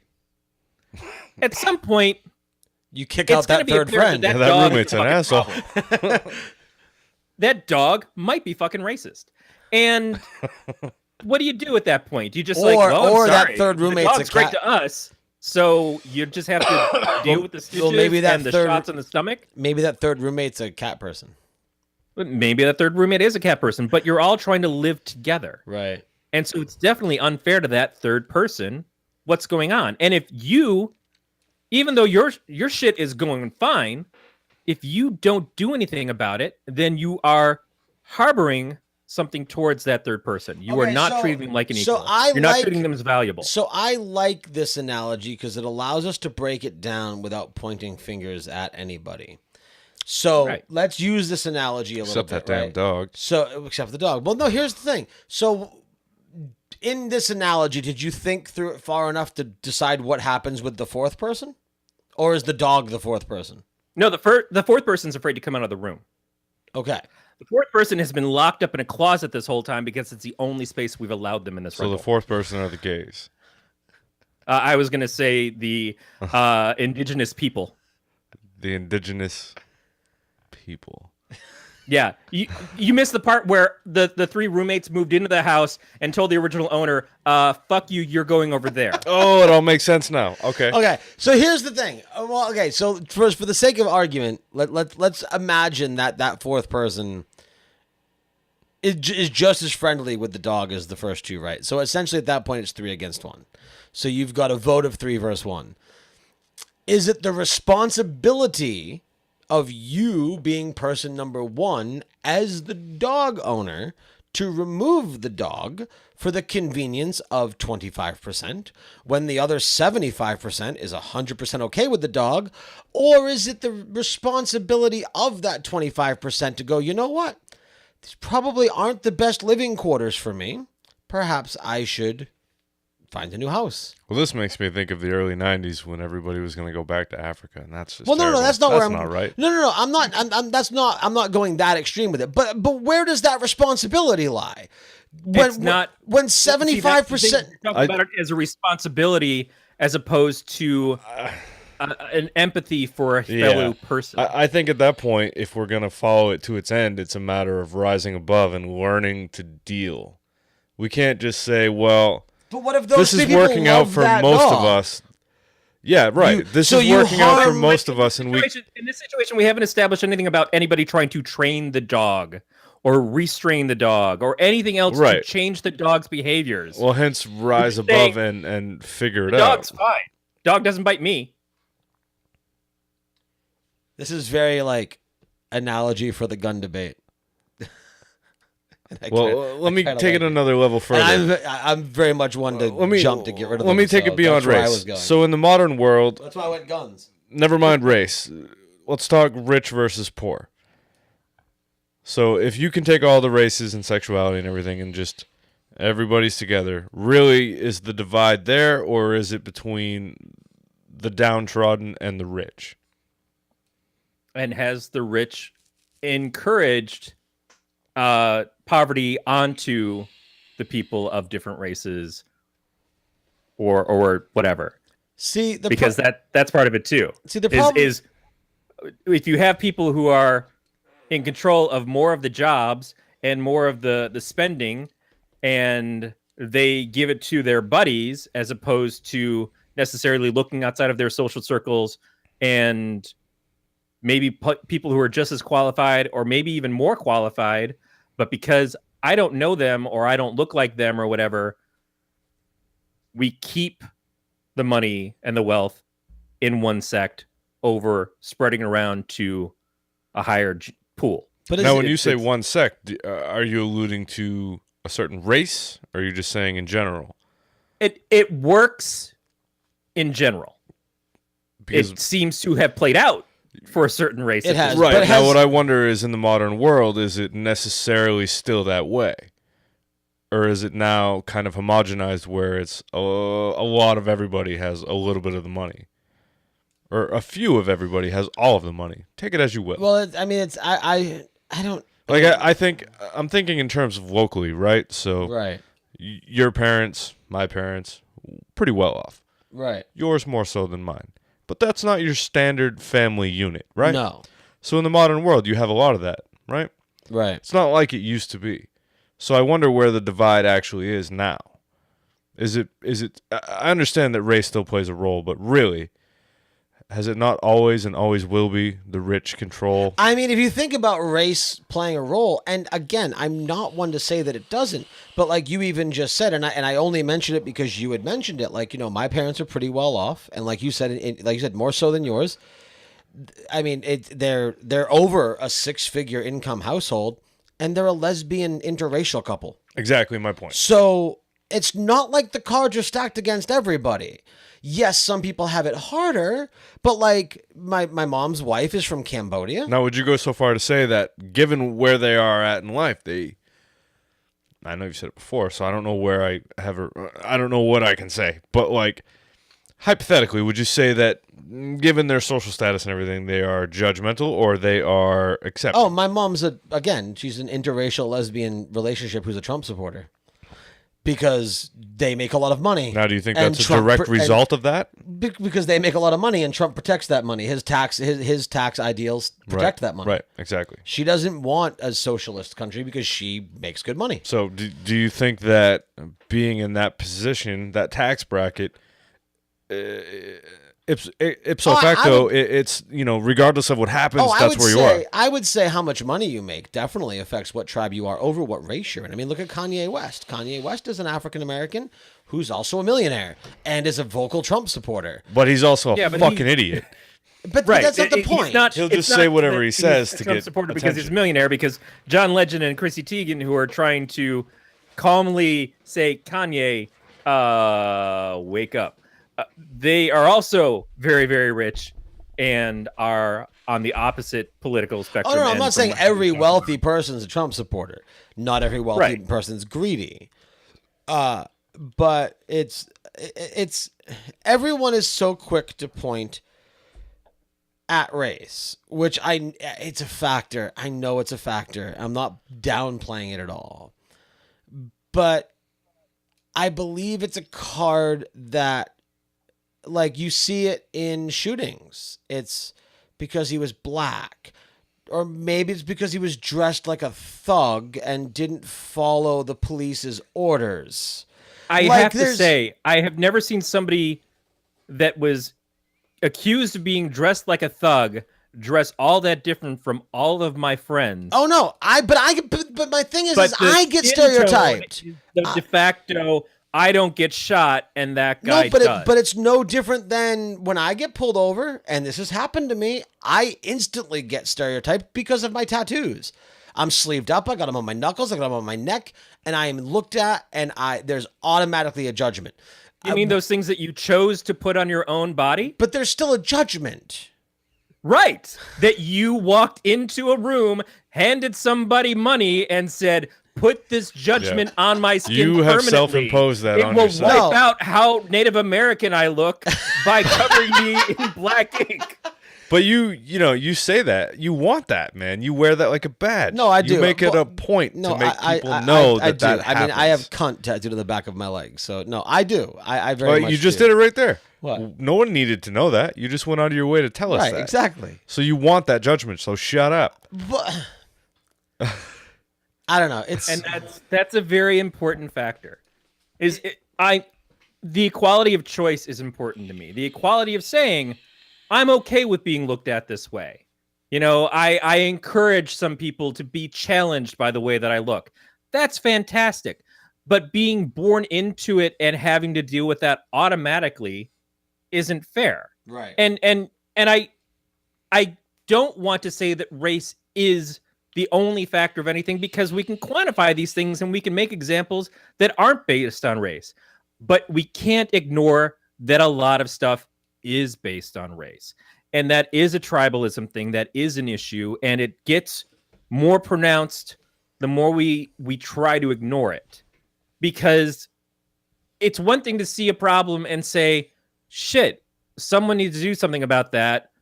What can be done? It's another thing to see a problem and outright ignore it, or worse, fight to keep that problem in existence because you don't want it to factor into how you're treated. You don't want it to disrupt your life. And honestly, the disruption is important because that's the only way things can get better. We know that these issues exist. Why do we not want to solve them for each other? And also admit that I might not know the best way to solve it. Right. So I need to listen to people who have dealt with it their whole lives. And some of them are going to be crackpots. Some of them are going to be some weird guy who just screams horrendous too high at the top of his lungs. Some of them are going to be assholes who are part of the system already and enjoy what they have in their privilege and just like close their eyes and buy a nice table for their fucking office that Trump gave them. Right. But to that effect, there are people of color. Actually, I was just watching a YouTube video about one yesterday. There are people of color who are coming out on record, like, and going against the BLM movement. There's a woman who was coming out and saying, no, there's not a racist inequality in the police force. You guys in the liberal media are blowing it out of proportion, and there are black people speaking against other black people. So just because you're anti-Black Lives Matter doesn't make you racist, because there are black people that are against Black Lives Matter. Just because you think that, okay, yes, I'm sure, I'm willing to bet that there is somebody who is sexist, somebody who is racist, and somebody who is homophobic in at least one in every large group of people. I work with a bunch of old white men that are veterans. I promise you there are homophobes and racists in my building. But we work for the government, and it's a no judgment, zero tolerance policy. So you show up to work. Isn't the fact that you said I work with these old veterans, so I guarantee that they're racist because they're old white, because there's sexist there and everything. They're old white men. Isn't it funny that you don't say, because of this large group of people, I can bet you that there's someone who's gay there. I can bet you that there's someone who's dealt with oppression there. I can bet you that if I work in a group of women, I can bet you that there's a good number of them that have been sexually abused or maligned because of their gender. That's the thing, is you automatically go to, oh, it's a bunch of white guys, so they're going to be racist or they're going to be this, because we pigeonhole the idea of who people are by looking at them. And if we can do it to ourselves, it almost kind of makes me racist towards old white men. Doing it to each other. Absolutely. Because guess what? Racism can go towards anybody as much as it can come from anybody. One of the biggest disappointments I had was years ago when Prop 8 was being voted on in California, and it was manipulated as shit to make it seem like it was about one thing. Oh, voting yes on it meant we were going to allow this. Vote yes on Prop 8. And then it turned out, oh, that was the other way around. I knew what it was. I knew what was voting on it was. But in the same time that people were voting Obama into office, and it was a huge thing for a whole bunch of African Americans to be able to vote for this black president, they also voted to take away the rights of gay people to be married. Because while they had been discriminated against themselves for so long, they didn't mind discriminating against gay people. Because a lot of black people go to church. A lot of people believe in religion and believe in the rules of the religion as they were set forth. And it really hurt me to see this kind of like passing it forward. Oh, it sucks when it happens to us, but I'm totally going to do it to somebody else. Well, and that's humanity right there, collectively. It's passing the buck. It's your turn we're now. destined to just doom ourselves, because individually, yeah, we can talk about this and rise above it and think it through. But collectively, we're all just fucked. Because that buck has been passed again. It's not gay people anymore. It's transgender people. I don't think it's so much passing the buck. It's I'm worried about what affects me. Right. But that's the whole thing. Is it's what I disagree with, and so that shouldn't be allowed. And that's a lack of empathy. I agree it's a lack of empathy. I think, okay, so it almost in some ways, I don't know why, and maybe I'm just making these connections in my head, and does it almost feel like the college hazing process? Like the next group the next group that gets hated, like you're the freshman now it's your turn? Well, Christ, it's like styles for every decade. Each decade has a different group that we have to have an issue with. Well, right, but like, so for the longest time it was the black people, and you could vocally tone down what happened and go, okay, so that was their hazing, which sounds horrible, but for the sake of my metaphor, right? So then once they graduated to the next level of the class, now you have gay people. So now they're the freshmen, they're the new minority. So now they're getting hazed. Well, now they've moved up. So now you have the next new minority, which are transgender people. So now they're getting hazed. And it's just going to be what comes next.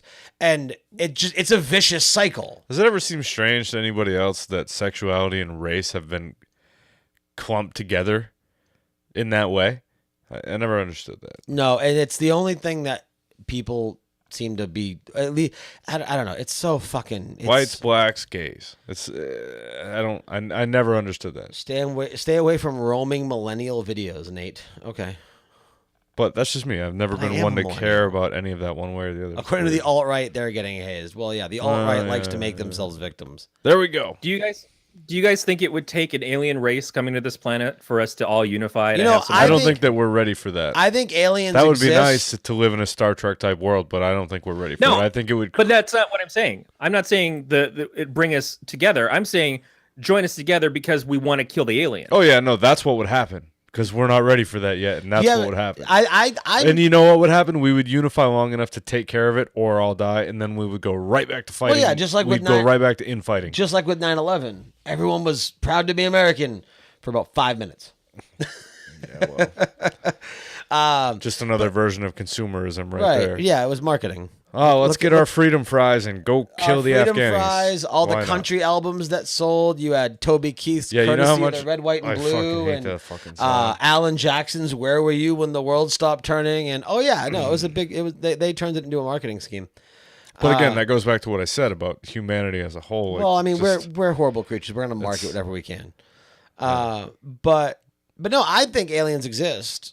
I mean, I'm confident. I'm not confident, but in my mind, I'm confident. Well, given the infinite size, but I would space, say it would be that closed-minded of you not to think they exist. You ever driving in a town you don't know, and like you really want a snack because you're hungry, so like you drive up to the local Walmart. You're not familiar with the town. You stick your foot across the stall. But then you drive. No, but then you drive like into the parking lot, right? And like you see some of the cars that are there, and like the Walmart's looking kind of dirty, and like half the lights in the parking lot are out, and you get this really uneasy feeling, and you're like, maybe I don't need that snack so badly, and you keep going. Well, first of all, I wouldn't go to Walmart for the snack, but hold on, that did happen to me in Hazleton, Pennsylvania. Right. But so you don't want to get murdered in the parking lot, right? So you're like, you know what? I don't need to stop here. I'm gonna keep going. Well, I think that's what aliens have done to this planet. They've taken a peek down and observed us and be like, what? No, they're not ready. Yet. That place is still a toilet. Just keep going. There's an UFO stop a couple light years down the way. They still have Republicans? We can't go there. They still believe in God? Go get rid of them. Go away. I don't know. They know we exist. Right? I voted Kodos. But anyway, so here's another one that I wanted to tackle. If we're not done, then shut me up. But we can't be done because there's no way to fix any of this. Isn't that the end of the show is a solution? Yeah. There's no solution here, so you might as well just keep going. The end of this episode is when all else fails, drink.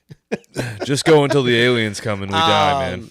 But Planet Nintendo, yeah, which is infinitely like it's always 8 years behind all the other planets. Planet Nintendo. Wasn't that a cartoon called Reboot? So what about kind of a part of this, the tribes of being overly PC, or those are defined as being overly PC, overly politically correct, or just the politically correct tribe, and then the free speech, free thinkers tribe. Like, in my opinion, I think both of these two are way up their own ass. Everybody's way up their own ass. Like, I got chewed out one day. I know there's at least I know there's at least a female in the chat room, so chime in on your opinion if you're still there. I got chewed out one day for saying, as the father of a little girl, I don't remember the context. I don't remember. It was something. It was this show. I said it to you. No. I said it something about it was a woman's inequality thing. I think it had to do with abortion. And I said you had this conversation out in public? No, this was on Twitter. Okay. So out in public, yeah. So I said, as the father of a girl, I hope that when she becomes of age, it is legal for her to be able to choose what she does with her own body. Now, it wasn't the fact that comment obviously made me pro-choice, because, and I say pro-choice because pro-choice isn't pro-abortion. They're two different things. But I got called a sexist because I said, as the father of a daughter. So I, as a man... That just sounded like, as a father of a daughter, you hope that she has the choice to be a prostitute or not. But I, as a man, am speaking for her. So, like, that makes me sexist. So the opposite is, well, okay, I hope she doesn't get a choice? I get what you're. Well, because the argument was for pro-life or pro-choice, which it's not pro-life, it's pro-birth, because most right-wingers don't give a fuck about the kid after But it's you born. weren't saying, I hope that she gets to be pro-choice too. You were saying, I hope she gets to choose how she feels. Right. And certainly... No, but that wasn't the contention.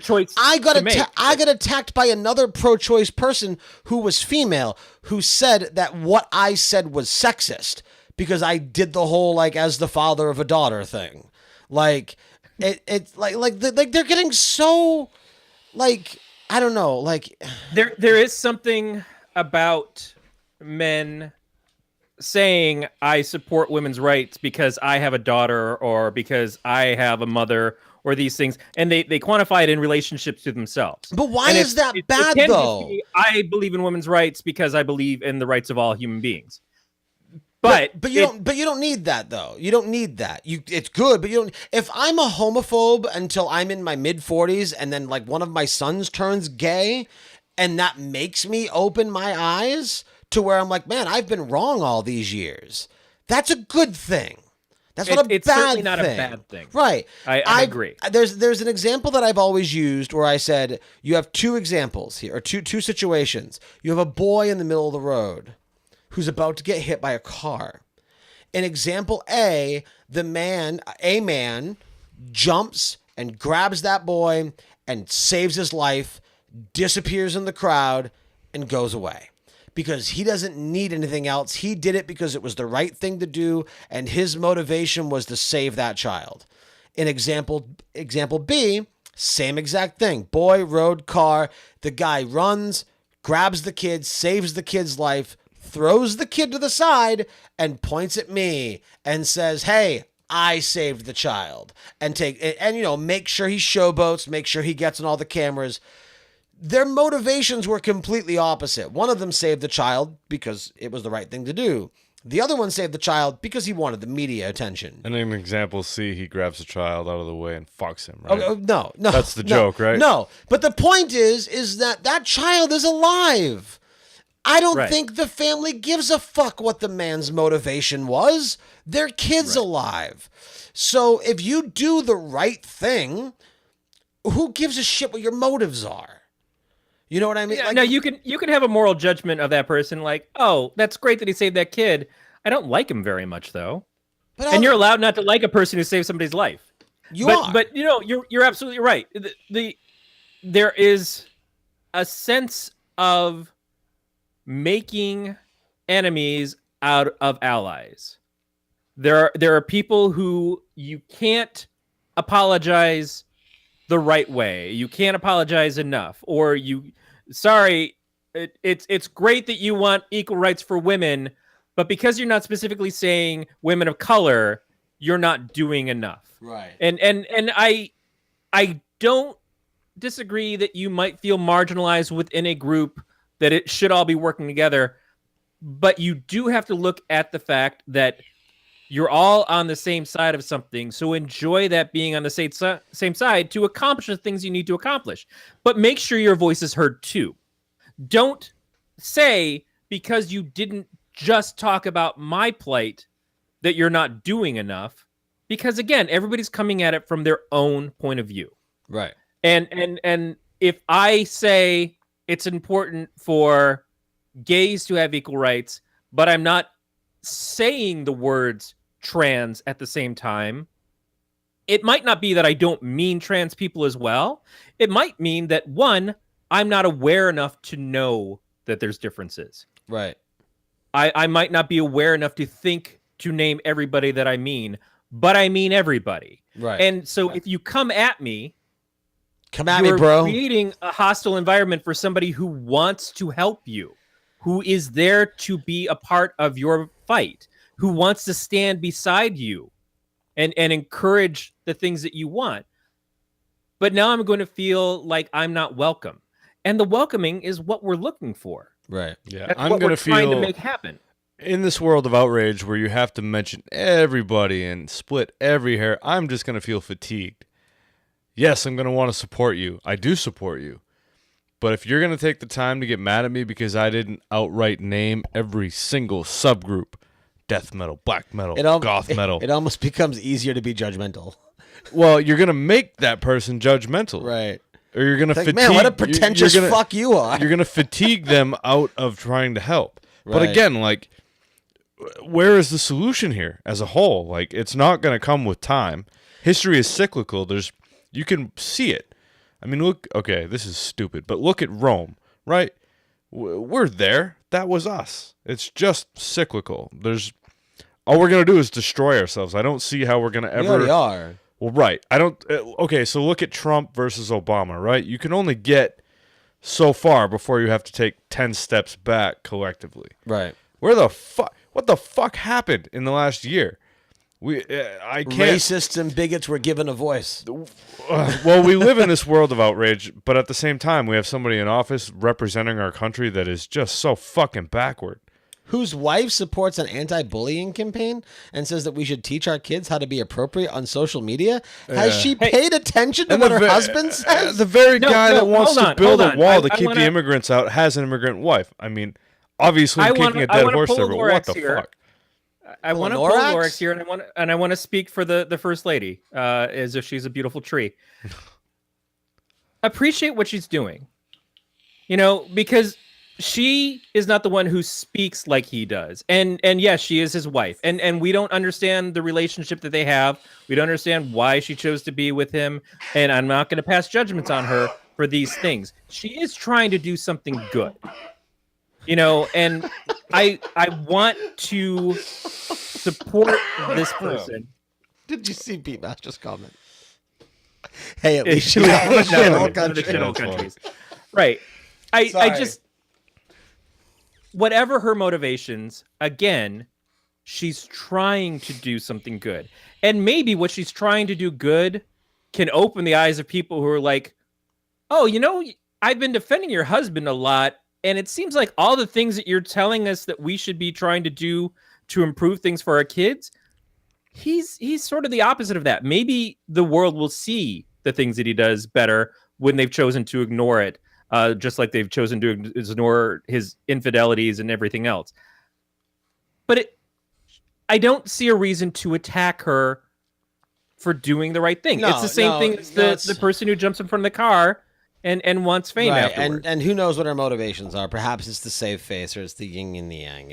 She has to have some motivation. She has to have some motivations at this point because she fell into being first lady when obviously they just did nobody that for expected publicity. to win, right? Yeah, I mean, Stephanie McMahon from WWE, to bring it back a little bit, fell under scrutiny for that recently because she has been very at the front of their campaign for anti-bullying, which is funny from wrestling. Anti-bullying and women's equality and women's rights. They're right now in the middle of a women's revolution where the women's, not only are the women not just like big busty like bra and panties wearing women anymore, like they are skilled competitors that oftentimes put on better matches than the men. But they've got this whole big thing going on. It's no longer the Diva Championship. It's the Women's World Championship. It's taken seriously. Yet, and like I'm going to say this as though I'm contending it, but it's a storyline. It's fake. It's a television show. But they just had it to where the world champion or former world champion Alexa Bliss, who is your typical beautiful girl. She's 5'6", 5'7", blonde, curvy in the right places, just got a boob job. She's tan, she's blonde, she's white, she's busty. Her opponent was Nia Jax, who is kind of tall for a woman, very heavy set, and Samoan. She's part of The Rock's bloodline. And they had this whole storyline where they would fat shame her, and her and Mickie James, who is another beautiful woman, who also still, again, happens to be white, like her and Alexa would fat shame Nia, and to the point where like Nia was crying on screen. And again, it's scripted, it's a show, but Stephanie and WWE have come under a lot of scrutiny for being like, look, you have this whole women's revolution anti-bullying thing, but yet you're letting this happen on your like, why would you let your writers do this?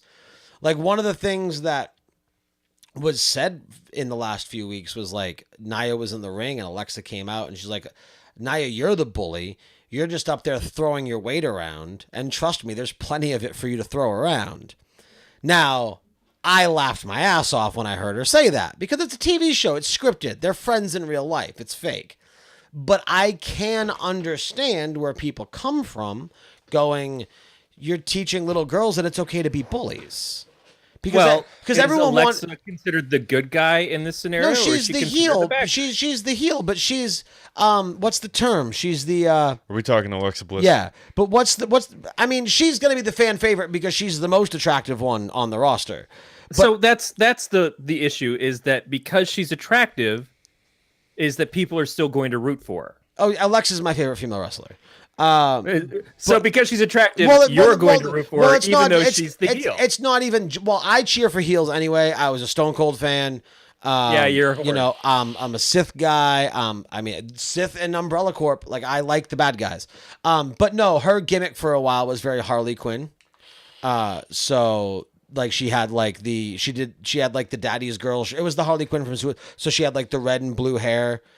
She was very Harley Quinn for a while, so I really like that. So again, you find her attractive, so you root for her, right? As opposed to the person who's being word bullied. I'm looking for when you have a bad guy who is a good guy, like Punisher. Anti-hero? Yeah, exactly. She's an anti-hero.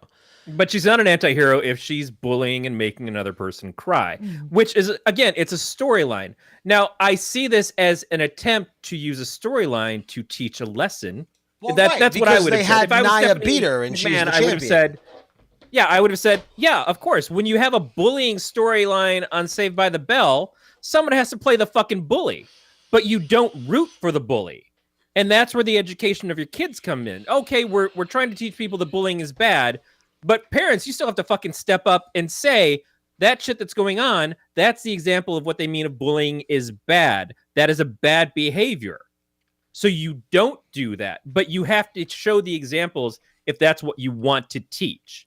Now, how they're making it work, or if it doesn't work at all, if they miss the boat on this and it blows up in their faces and the message doesn't get across, that's something else.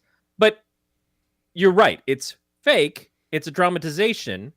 And it's just the same as anything else. If someone coming out and like bringing in a foreign object to the ring and hitting the wrestler in the back of the head with a chair or whatever, we know it's bad behaviors.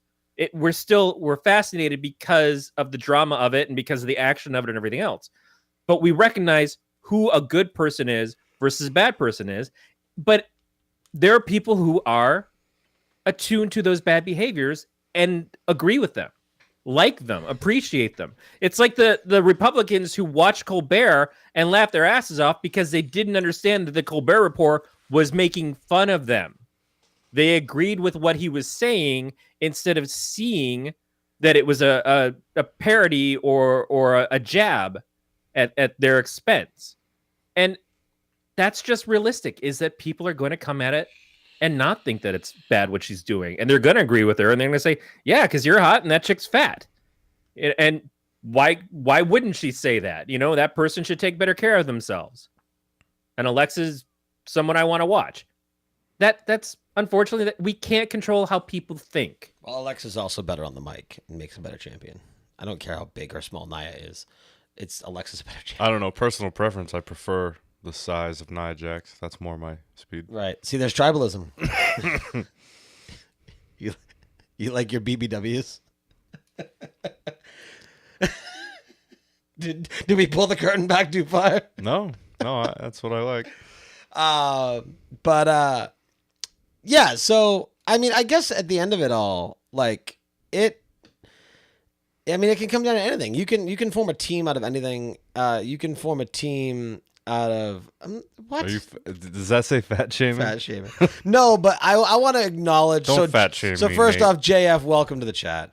Also, Corey isn't a guest. He is. This is also his show. JF's like, whatever the guest is saying, I agree. But no, Beatmaster says, he says, whatever the guest is saying, I agree. Beatmaster says, you just say that because you're a white male. And JF goes, whoa, white hetero cis male. I always feel bad that Corey has some long, elegant, thought out thing to say, and then we just deconstruct it with bullshit. Corey, Don't feel bad. It's the joy of the show. Corey's intelligent. I like fat chicks. That's basically the response that you got from us. Is there, as a culture, as a society, is there anything? Because I guess I don't have any experience, but maybe you do, or maybe you can speak something to, like, what is the psychology or the mentality? I agree, JF. Behind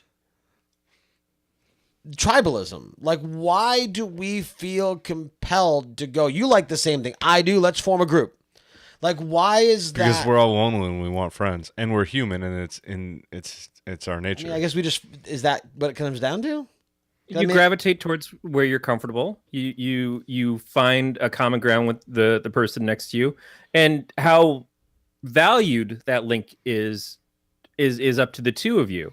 Yeah. But certainly there's a power in numbers.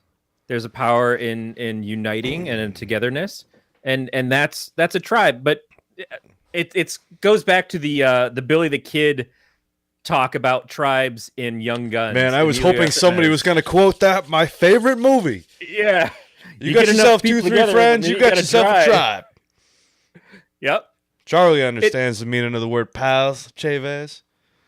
All right, so to be all encompassing, Nate, you and I, we like Apple and we're white, so we're friends. But you don't. I am Native American. You don't. You don't have any black Android Nintendo playing friends, and black Android phone having Wait, Nintendo what? playing friends. Well, no, because I don't associate with Android people. Exactly. Yeah, you do. Click. You're not in the room. No, it's fine. I'm glad you pulled the Young Guns card. Do you know how much I love that movie? Okay, so let me So let me think out loud at the risk of sounding racist without being All right, racist. first, hold on. Let's make sure that you can do both at once. Okay, hold on. What? Can Deep you breath. think and out loud at the same time? Deep breath. Okay, so there's Greg. He's a Batman fan. I Who don't know the if he's hell is Greg? He's a black guy that I work with. You don't know a black guy named Greg. I do. There's Kermit. I don't know what Kermit's into. I know he's gay, so I do have a gay black friend. Well, his name is Kermit. Yeah. Noel. I think Noel was a Nintendo guy. We've already established again that I am a Nintendo guy. No. He was saying black Nintendo guys. He was Right. being funny, and I'm trying to like put out. But I'm already hitting 2 on the chart. Right. So you're saying I'm not black enough. Kermit's green. That's what you're telling me. Racist motherfucker. Growly Bear, there's some interesting psychology behind what you just said, and I kind of want to bring it up, but hold on. I don't Can we know. just stop this show and watch Young Guns? I don't know if That's Kermit, all I want to do. I don't now. know if Kermit's his real name. I'm sure it's a nickname because he likes to hop on dick. He's gay. Get it? Ha. Gay Frog? It's funny. I've said it to him before. I'm not being mean. That's funny. Wait, Or because you you were said being it. mean then too. Hold on. So there's Greg, Kermit, and Noel. Wow, do I really only know Najim's Middle Eastern? You live in Maine. Don't right. feel bad. So for only knowing. Najim is Middle Eastern. But- He's a Sony But guy. other than your work, how many people are in your Greg intimate was circle? Greg's the only one from work. It's Noel. I haven't talked to him for a couple of years because he moved back to California. But me and Noel used to hang out and go bowling and play video games together. And Kermit, I mean, we're acquaintances because he works at the skate store where I buy clothes sometimes. And his Right, name is and- really Kermit I don't know what his if not, I don't know what his real name is. I know him as Kermit because he's an asshopper. because that's what it goes by. Everyone at the mall knows him as Kermit. I met So, that guy. so I've been watching Silicon Valley, and I have some issues with it. But this week's episode, there was the point where the guy is talking to Amanda Cruz character, and he's like, "Well, we're friends." And she's like, "Really, we're friends?" He's like, well, "Yeah, we're friends." She's like, "Do I live in a house or an apartment? Have I ever been married? You know, when's my birthday? All these things." And it's like, you're not friends with these people. You know them, you're nice to them, you're friendly with them, but you're not friends with them. And you don't have to be. But do you need to know all those details to be friends?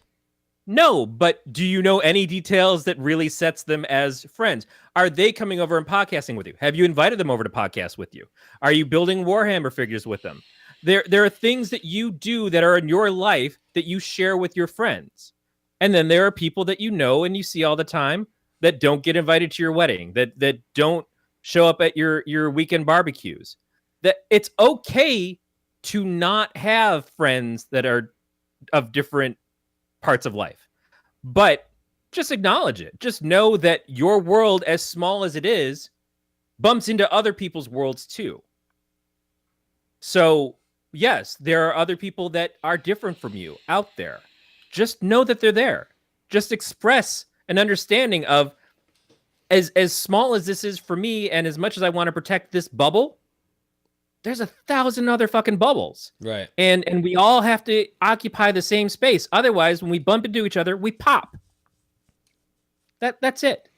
Just know that your universe is a lot fucking bigger than what you see and smell and hear. But maybe it's good it's hard for to know that and keep in mind that they're there and not just think of them as, my world's NPCs, my world's extras. In my day-to-day, you have all those other people. Yeah, because we are all the main characters in our own story. Right. I'm not. I'm usually the sidekick. No, I think you're the main character. I think you No, just I don't... swear to God, in most of my dreams, I have been Robin to someone else's Batman, and often I've been killed by the Joker with a crowbar. You don't strike me as the Silent Bob in your own adventure, man. I absolutely am. Why? Kevin Smith was the Silent Bob in his own adventure. I feel like you're the dick and we're the two balls here. So But Kevin Smith wrote Randall for himself, though. that's true. That is true. He filled Yeah. the part of Silent Bob. That's true. But Kevin Smith also borrowed his personality from Brian Johnson and Walt Flanagan. So Right. And I borrow mine from a lot of places, too. Kevin Smith was on the Bill Nye show bragging about how much weed he smokes. It was kind of funny. did he talk about his heart attack too? Now he's way thinner than I'll probably ever be in my lifetime again. I think this was pre-heart attack.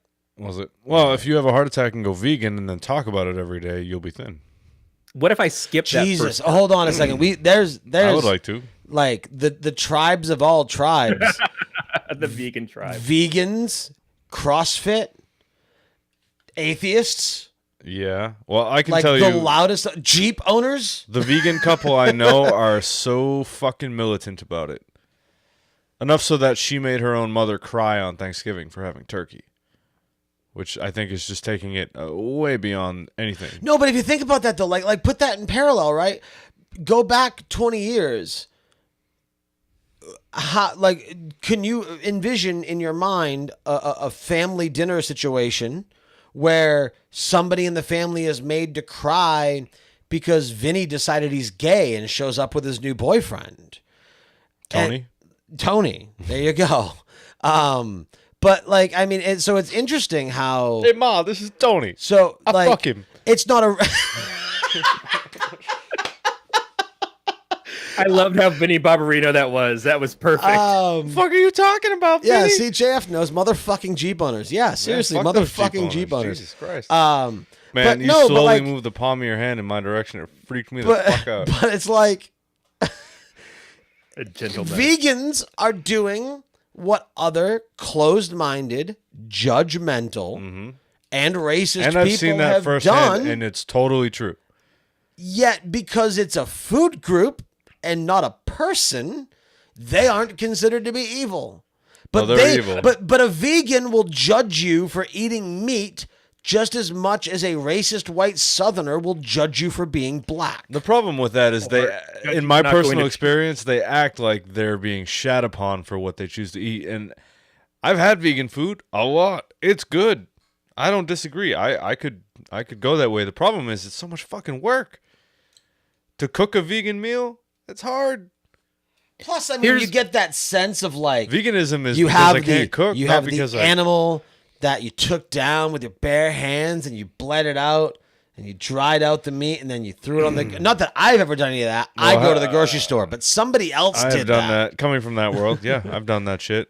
All right. How different is it from people who are kosher and have to have their meats prepared in a separate kitchen from other things? So I worked in And I worked in an old folks home. It was my first job, and it was a Jewish old folks home, and it was kosher. There was a kosher side of the kitchen, and a non-kosher side, and the rabbi would come in and check on things, and it was a huge fucking hassle. He would literally take a clothing iron and iron the kosher side, the workspace. And I don't know if you've ever dealt with Seder Was the plates. iron blessed? I don't know. I just know it was all a huge hassle, and it made me irritated. So the thing with vegans is that yes, there are some who are extremists who want to push what they do onto other people, but a lot of the time it's just they get relegated to very little on a menu that they can eat when all their friends want to go out and they want to go to restaurants and stuff where they're all going to enjoy what they want. So and then the eat vegan like gets a like one normal choice, if human that. being. And then they have to also make sure that it's being prepared in a way that is agreeable to what their terms are. Don't say the word have. They don't have to. There is no medical complex They've chosen that. to, but in the same way that kosher people have chosen to. Right, but they've chosen to but because it's it's their important religious to belief, and they don't think that they're going to get into their version of heaven if they don't eat kosher food. Like, Maybe that's more than To being them, a pretentious it is a religion to them. But that's maybe it's a very important factor to who they are. Again, you can't say somebody's motivations aren't important. You don't get to tell them that what they're doing is just fuck it. You know, who gives a shit? You're making this choice, but it doesn't matter really. But in the long run, who gives a fuck? But you do. Right, but I on the flip side of that, again, in my personal experience with vegans, they get to lay all the judgment on you. Right. So again, like Right. it goes around and around. There's really no solution there. And there is exactly an argument to be made to say, look, motherfucker, you knew you were coming to a meat-eating house. So, yes, I will accommodate you for the things that you want. But don't come in here thinking that we're not going to throw ribs on the fucking barbecue, because that's what we eat here. On the other hand, what if it's your kid with a peanut allergy? And you're at a restaurant and you're like, I need to make fucking sure that whatever you're cooking for my kid doesn't go near peanut oil. But again, or life-threatening. anything else. Yes. Not a choice. Life-threatening.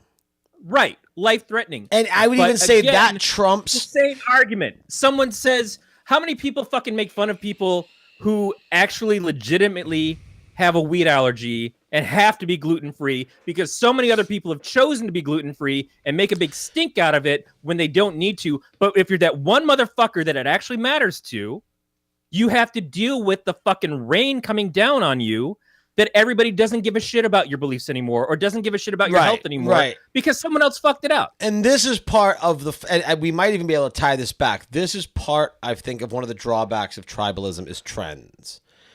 Veganism, like people did it for, I'm sure, or at least vegetarianism. Some people did it for health reasons or for animal rights reasons. I don't know why food has rights, but that's okay. But some religions believe that life has rights. No, I know. What if you're Buddhist? But then it became a trend. And and that's what happened with gluten free. It became a trend. And even some of the bigger things, like even in a lot of ways, the modern Nazism is becoming a trend. And they just had a Nazi rally in Georgia a couple weeks ago. For fuck's sake, it's 2018. Yeah, but Georgia was where the I know. Stone Mountain, man. But so that's racism is becoming a trend. We have a neo-Nazi running in California, and a lot of the counter arguments for homosexualism and even for transgender is that that's becoming a trend. It's becoming the cool thing to do. I can't think of a better way to demean somebody's beliefs than by saying it's a trend. No. It's not. And I'm not saying that's what you're doing. No, it's not a trend for all of them. It's not a blanket statement, right? Like, I'm an atheist because I don't believe in God, but there are plenty of atheists out there who are atheists because it's the cool thing to do in some ways. Let's rebel against the religious people. Let's rebel against the old guys, and that's where a lot of that comes from. I just don't think there's a God. Like, I don't do it because it's the cool thing to do, but people do. There are people who are obviously, legitimately, they have a wheat allergy or this or that or the other thing. But then there are other people that cling on to that to be part of that tribe. Absolutely. And just like some white people cling on to rap, even though there was no reason for them to ever need to rap. You know, I always wondered that being in Maine, as it's been pointed out many, many times in the chat room, there's a low population of people of color in Maine compared to white people or Native American people. And I always thought that, right? Like, you see the group in high school, and I'm not going to name a name because I know a name, but there'll be the group of like the 4 or 5 black guys at the school, right? Like they pack up because that's what you naturally do. Just like I would pack with the gamers. Like, they found the guys, they know that they weren't going to be judgmental. They know that they weren't going to be racist, and they had their group they hung out with, their clique. But then you have the one white guy who's all like this, and, he's sagging the pants down. As I kind of joked about earlier, he's wearing the FUBU. He's got the lug boots on. Do they kind of look at him and go, what the fuck are you doing? Like, or like, because to me, like, I always wondered that, because I'm like, if in my mind, if I were a black man and in my group of black friends, and there was this one kind of whack white dude trying to act like us, I'd be like, what the fuck are you doing? Like, go. Well, what if you're in your Native American circles, and I'll say that not meaning chant circles, but you get what I'm talking about. What if you have some white guy come up and like, what up, Hiawatha? And trying to put on fucking ceremonial shit and makeup and all the things that seem like you really don't belong here. But can you make an exception? Can you look at them and say, hey, I'm not going to judge you for wanting to belong or being interested in what my heritage is and the things that my people do that maybe you've never been exposed to otherwise. And maybe you put an arm around them and say, hey, some people are going to see what you're doing as disrespectful. So why don't we reel this back a little bit? But if you have questions and you want to know more about me and the things that I come from, then let's talk. And then you gain an acceptance. But I guarantee you that white guy who's with those 4 black guys, when they go to a larger group of far more black guys, that white guy is going to feel like maybe I'm not as cool here as I was in this smaller circle because we are accepting of our own. And in that group, he's one of their own. But in the larger circle, he's the fucking white guy with the wicked whack hat. He's the Vanilla Ice of the group. It's funny. My friend who has the same name as me got married last summer, but he's a Micmac. He's on the council. And he taught me ceremonial dance and all of that. Totally accepting, you know. But it's like Corey said, if you're but you're not gonna go up there in culture, a headdress and face paint. Neither is he. He's not fucking stupid. No, but regardless, in the modern world, you know, if you show an interest in, again, like you're homogenized to a point. Everybody is pretty American at this point. So yeah, we all have our roots and we have things that we're faithful to. But if you just approach it mindfully and you don't go all fucking pretty fly for a white guy with it, it should be fine. How many people in the day-to-day had a problem with Rachel Dolezal until she got discovered by people who didn't see her? Who? That's so funny. That's your privilege talking. Rachel Dolezal is the white woman who identified as black. Do you remember her from a couple of years ago? I don't know her name. You would if you saw her. No, I remember reading about it. She really, I believe, thought that she was in the right on that. Can I play? And it's weird because if we live in a world where people can identify as a different gender, that's what I was about to say. Yeah. She thought that in a Seth Green can't hardly wait kind of way. Like, can I to play devil's advocate a little bit? Like, yeah, like if you can be born as male sex, but internally identify as the female gender or vice versa, why can't you be born with white pigmentation but identify as black? Like, why is one of those accepted and not the other? It's a weird thing. And I mean, hell, look at me. I have Native American. I identify as white. It's that question of, is it a choice? You know, I don't believe that when people identify as trans, I don't believe they're making a choice. I believe them that it's who they are. Right. See, can that work in the case of race? That all seems way more acceptable to me than the race part.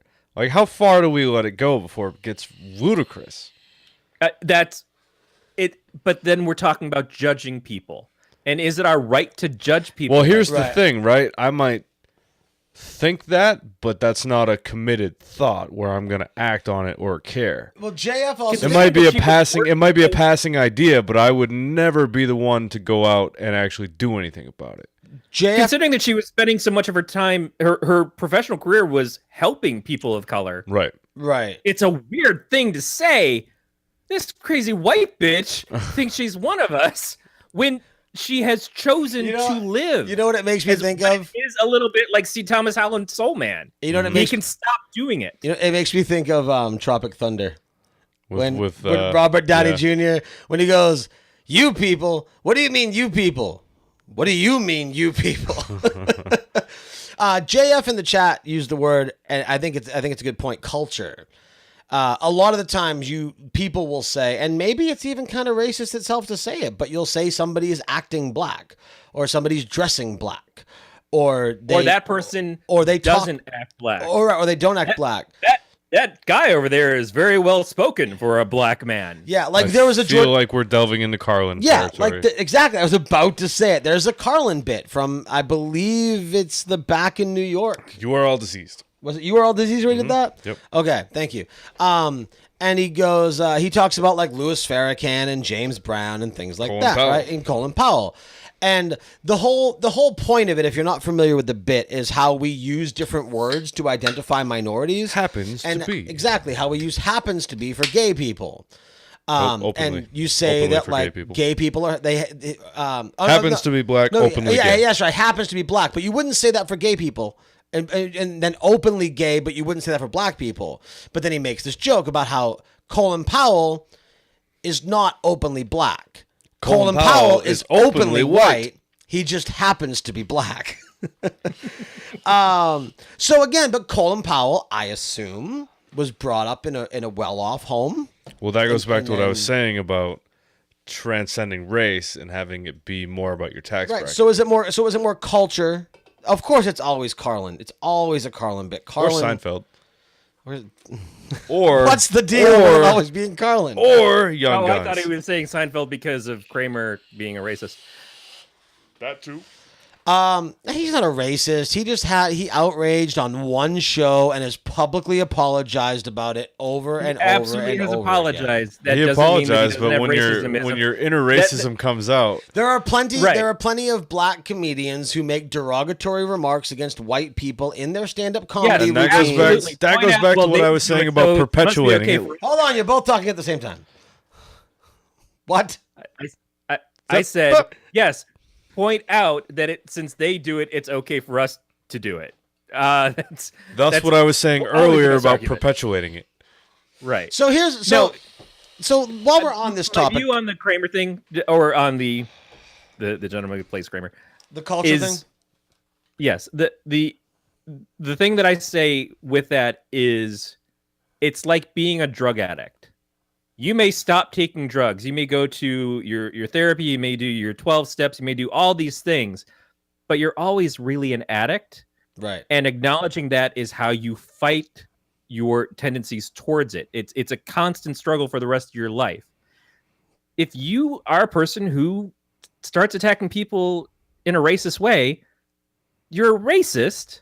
You can fight that inner nature and improve, but you have to face it head on. You can't go on TV and say, I said these things, but I'm not racist. It's like, motherfucker, yeah, you showed that you were racist. Now show us that you can learn from this. But it was a bit on a that would be like saying Alexa Bliss is actually a bully. No, it was a bit on a TV show. No, it wasn't a bit. He was attacking people in the audience because they were attacking him. They were saying they were lost being his hecklers. shit. Oh, is that And- what happened? Oh, okay. Right. See, I thought it was just a heckling thing and people blew it out of proportion like they do everything. Well, he blew it out of proportion by going off on a nigger He rant. came down Oh, to okay. level Can't do that. and he went way at a lower level. Oh, okay. All right. See, I don't think I've ever actually heard the audio, so Yeah, yeah. Okay. So bad example. But yeah, there's a whole, like, I think we need to just, I don't know, we need to find a way to, like, have the tribes all kind of work together. Maybe we should do what Thanos did and just kill half the population. Spoiler alert, which doesn't matter because they'll all be back for the next movie. But does putting more room between us improve things? Because that is kind of what. First of all, mass cullings. You destroy the entirety of a race, which has been tried, and or a group of people, and then everything will be okay, right? Because we're the only ones left. No, we'll find another fucking way to attack each other. It's why the fantasy of world peace will never exist. There's too many people. There is too many people, and that's the other thing too, is that our world has gotten tighter.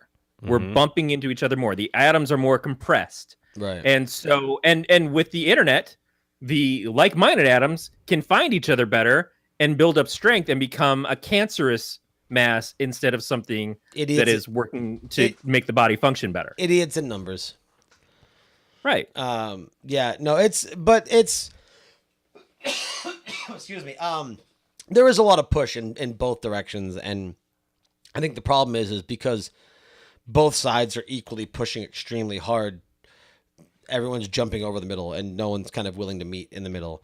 I mean, if we wanted to focus on that, I mean, I brought up the politically correctness a little bit. I personally, as somebody who believes in equal rights and equality for everyone, I do believe the politically correct people are pushing a little far.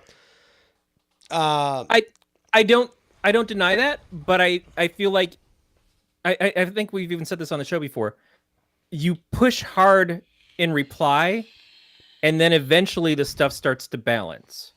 No, it's rocking the boat. The The pendulum, boat rocks one way for so long, and before it completely tips over, someone has to come and work really hard to rock it back the other way. Yeah, and that's where And we've ended up hopefully- with the current Yeah, you administration. talk about all the time. Yeah, now we're rocked all the way to the right, and it needs to rock back.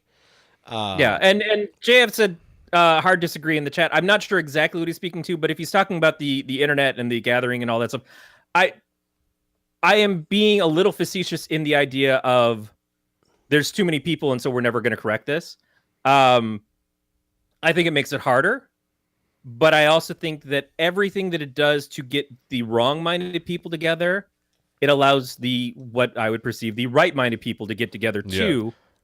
And in that case, we should work at that as a strength and stop the infighting, like you guys are talking about the PC police, the political correctness stuff. Not fight each other as much, but still look at ways of working together to improve the problems that we still have, even on the good side. Optimistically speaking, I would like to think as time goes on and the world gets smaller, rather than that being a bad thing, it would be a good thing, especially with the advent of the internet. Look at podcasting in general and the people that we've met from all over. I would like to think as time goes on and the generations go further on and maybe it's not old white guys in power, that we can all come to some understanding where we can all get along. It's only old white guys in power. Well, here's the thing. Like, most of the contention that you see in the world is through the media, right? But in your own day-to-day life, and again, we're three white guys, but do you really see a lot of trouble? Like, no, and I made that and with all the people that we meet, I don't know. I don't see where in our day-to-day it's just us, but I don't see a lot of trouble, a lot of strife. No. And again, you're right, but it does help that, we're three white guys, but like it's like two white guys and an Indian. Two white guys and an Indian when it's convenient. Indian with a feather, not a jot. No, like and you just undid everything we talked about. Right. So no, I'm not a Trump supporter by any means, right? But the fact of the matter is he's president. He got elected in, right? So, and I had this conversation around when he got elected in, and I said, all right, well now it's for the present time, because there's nothing I can do about it for 4 years. It's time for me to stop fighting for everybody else, because I have 3 kids, and I have a career that I have to worry about. And it's time for me to focus on how this is going to affect me directly for the next 4 years, because because now that I can't change it, I can't fix it, at least until the next election cycle. But in your personal life, outside of your initial outrage at an idiot being president, have any of the presidents really affected you personally? Ever? Obama did a little bit.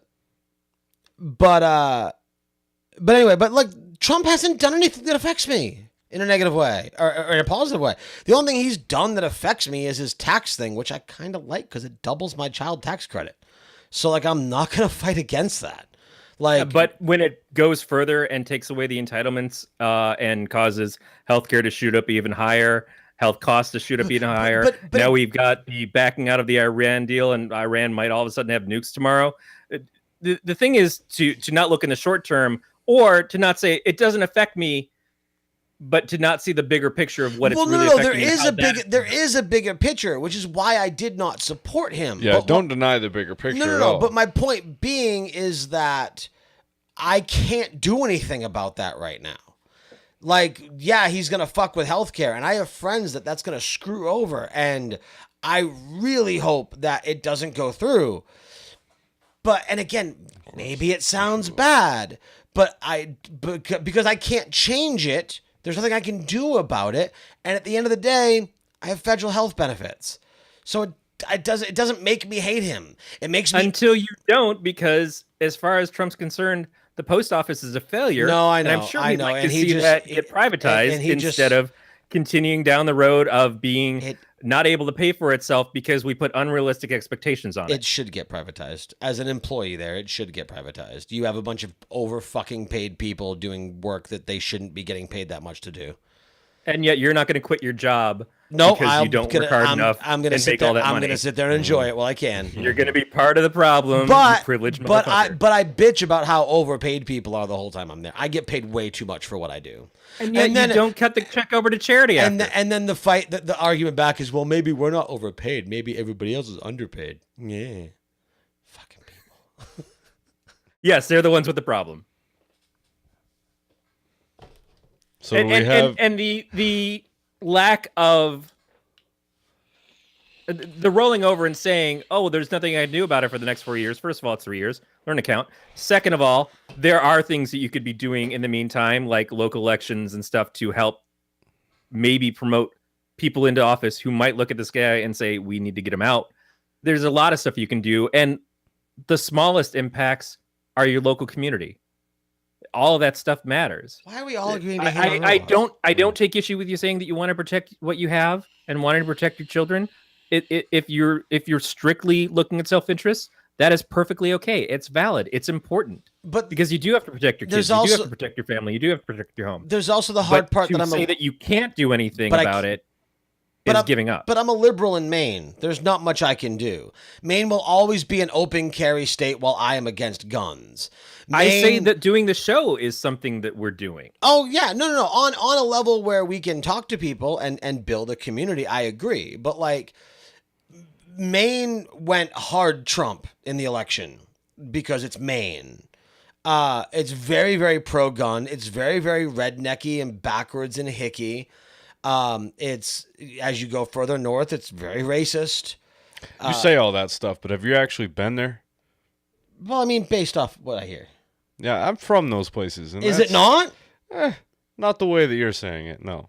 But is it not all guns and trucks and Yeah, like, but and talk but about it's it gonna like be it's Paula like Page supporters and don't tread on me, get off my no, lawn, I mean, yeah, but no. lower taxes, smaller government. Like it's all the. There's just as much racism here as there is up there. And I've seen Well, I'm just in as Maine in many general. Trump signs. Yeah, I know. And you're in the one bastion of civilization in Maine, Right. in Portland. So they say. But I mean, like- it's living in like people. the Austin, Texas. Yeah, I hate Mexican food, Annalisa. Disgusting. I Give thought me- you were gonna say you hate Mexicans. No, Mexican food. Mexican food is great. Mexican food's disgusting. No, all food I- is great. I like my food. I'm not picky. I am not racist with people. I am racist with my food. I want my food to come from between. You the don't like waters. pizza. So. I want my food from within the waters. I want it part of this country. I want American. I cannot stand Mexican food, Chinese food, any type of ethnic or Oriental food. Like I cannot. Oh, can we not? We can't say Oriental anymore, can we? Asian food. You can say whatever you want, man. Yeah. You just run with this. Yeah, As far dig as your you own wanna hole, go. bro. No, I don't. I'm very racist with my food. I only like foods that were made in this country, and it doesn't matter that what we perceive as Mexican food is actually totally Americanized American made food. and created. Yep. What we say is Asian food and Chinese food is I'm totally not- I'm- bastardized. I'm and not created saying for that- Americans and our I'm- fat fucking faces and our heavily sauced, honeyed up I'm not bullshit saying. I'm eating not. consumption motherfuckers. I'm not saying that because it's Mexican I don't like it. I'm saying that I don't have a palate for it. I don't like how it tastes. I don't like spices. What did we have for dinner the other night? One. The other night, tacos and meat. It was corn shells and hamburger. Same thing.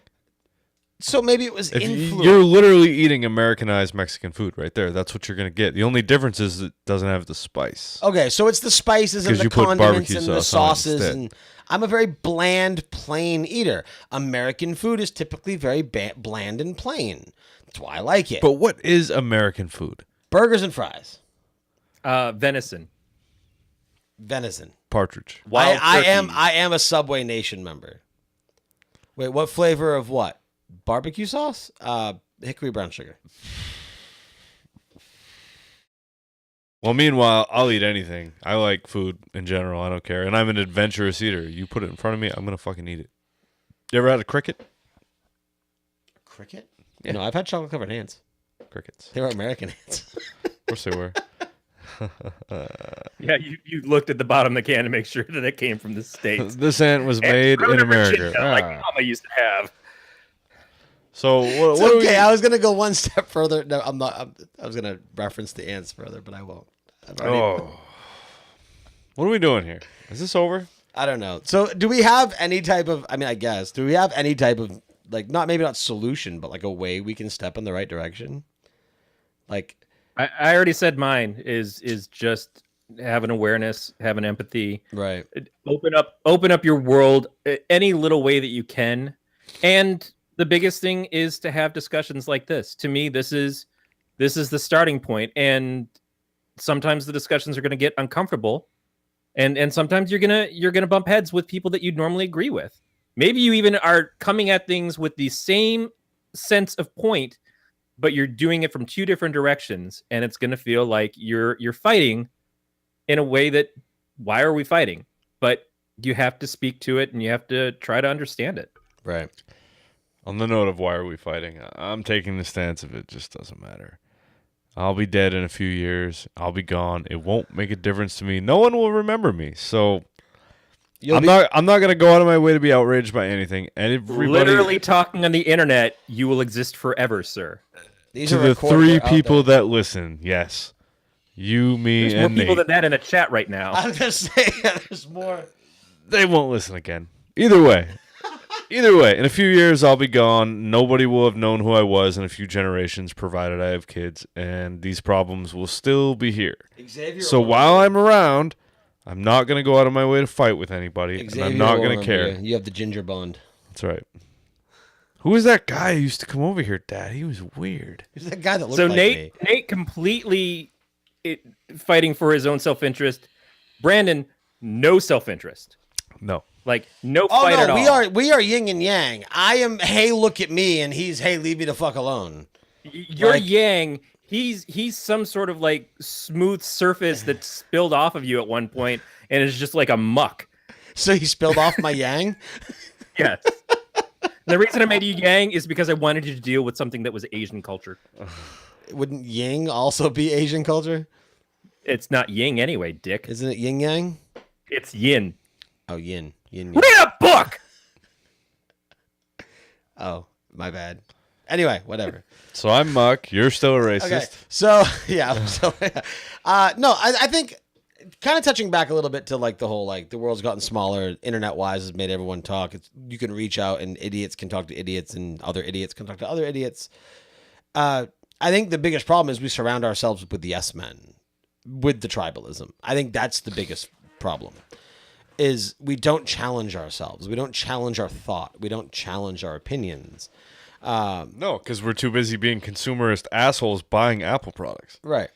No, and that's Tell me what I like. Tell me what I want to hear. But when it comes to the things I buy, yeah, there's nothing wrong with that. But when it comes to everything else, read a book. I'll wait for the movie version. Yeah, but no, I think we surround ourselves in yes men too much, and I think we're too eager to fight back. And not eager enough to kind of take a step back and go, wait, why are we fighting? Everyone is, we are, it pains me to use this saying because of everything that's been going on the last couple of years, but we are very much in a shoot first, ask questions later society. And we surround ourselves with people who will pat us on the back and say, nope, you did the right thing. You were right. You were right. You were right. And we don't challenge. And when someone does challenge us, we shut them out, or we call them racist, or we call them bigots, or we call them social justice warriors, or anything, or libtards, or republitards, or whatever. Like we have an insult for fucking everything. And like the PC police, or I mean, hell, it goes back to fucking grammar Nazis. And I still do that. When someone's insulting me and they say Y-O-U-R as opposed to Y-O-U''R-E, my only response is Y-O-U''R-E. Because learn to fucking type. But I think we just need to... Oh, don't get me started on incels. That's a whole other fucking show. But we need to go back and we just need to take a step back and think. And we need to think about how we think and think about how we talk and... not how it affects, like you were referencing the bubbles, right? But not how it affects just our little yes circle, but the bubbles around us. And I think, and it's gonna end up taking. Hey, do you know what bloviation means? Yes. Okay.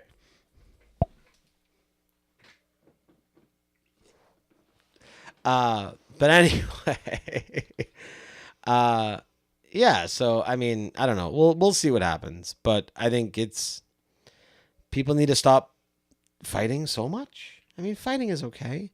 Everything is okay on smaller levels. A little bit of bullying is okay. A little bit of fighting is okay. A little bit of judging is okay. Like we all have to. A little bit of fucking is okay. A little bit of fucking is okay. A lot of fucking is okay. I think agitation is more important than stagnation. But there's agitating, and then there's just throwing the pot of water out the fucking window. Is it cold out? Does it turn into mist? It's a slick puddle underneath the yang.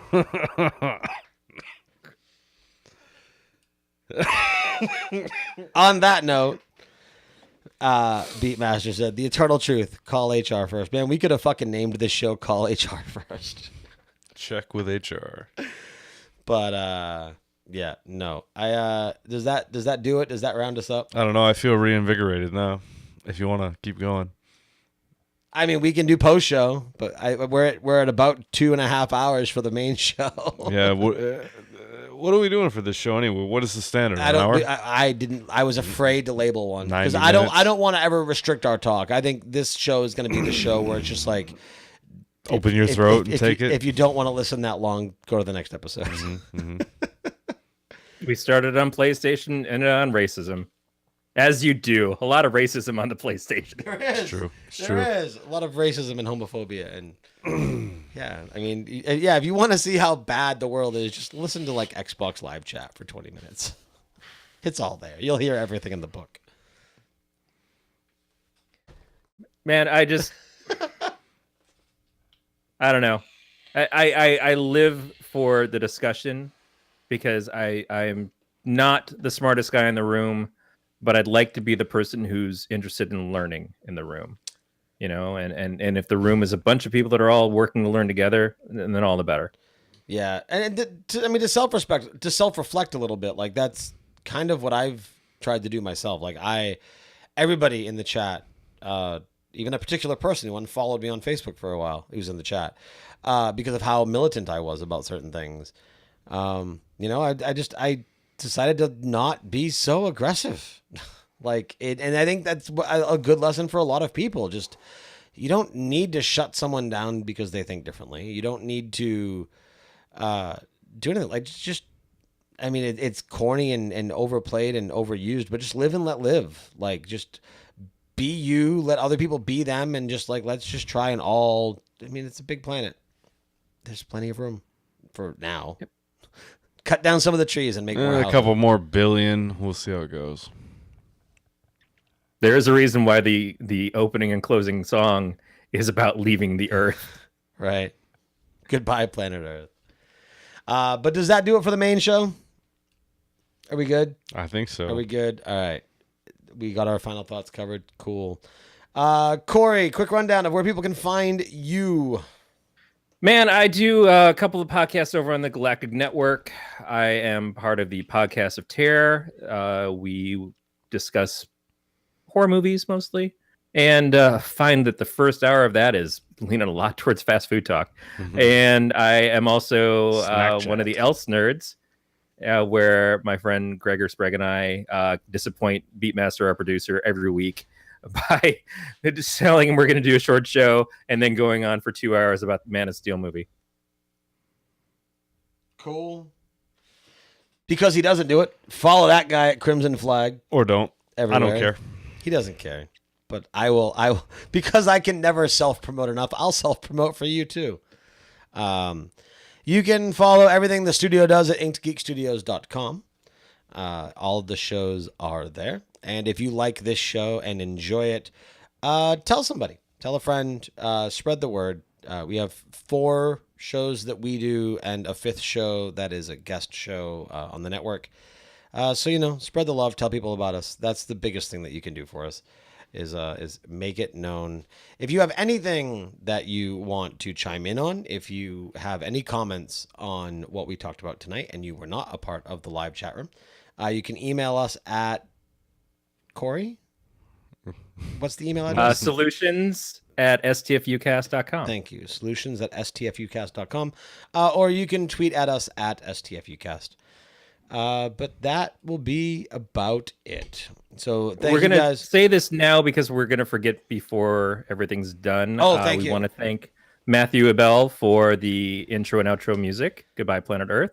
And we want to thank Amy Frost for the incredible album art and for the warning at the top of the show. The warning. It's fitting. It is indeed. So one last thing, if you want to stay on top of what next week's shows are going to be, and I say that like progressively, so next week, every week, you can sign up for the Inked Geek Studios newsletter at tinyletter.com/IG Studios. That will tell you our guest for Mind of a Geek. It'll tell you the movie for Movie Busters when that does come back. The games that Amy and I are playing for Indie Case Files, and our topic for the week for STFU. And I'm going to get back on track to getting those out on Thursdays. So this Thursday, 2 days from now, will be the first one going back. So again, that's tinyletter.com/IG Studios.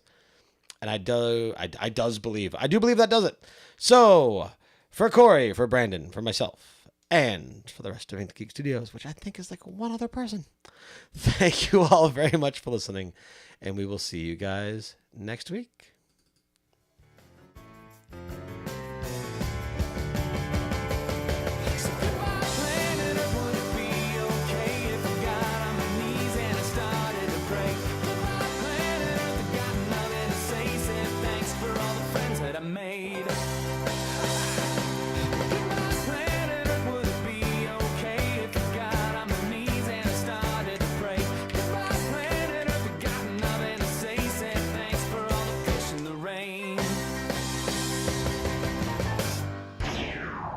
You've been listening to an Inked Geek Studios podcast. For this and other great shows, go to inkedgeekstudios.com.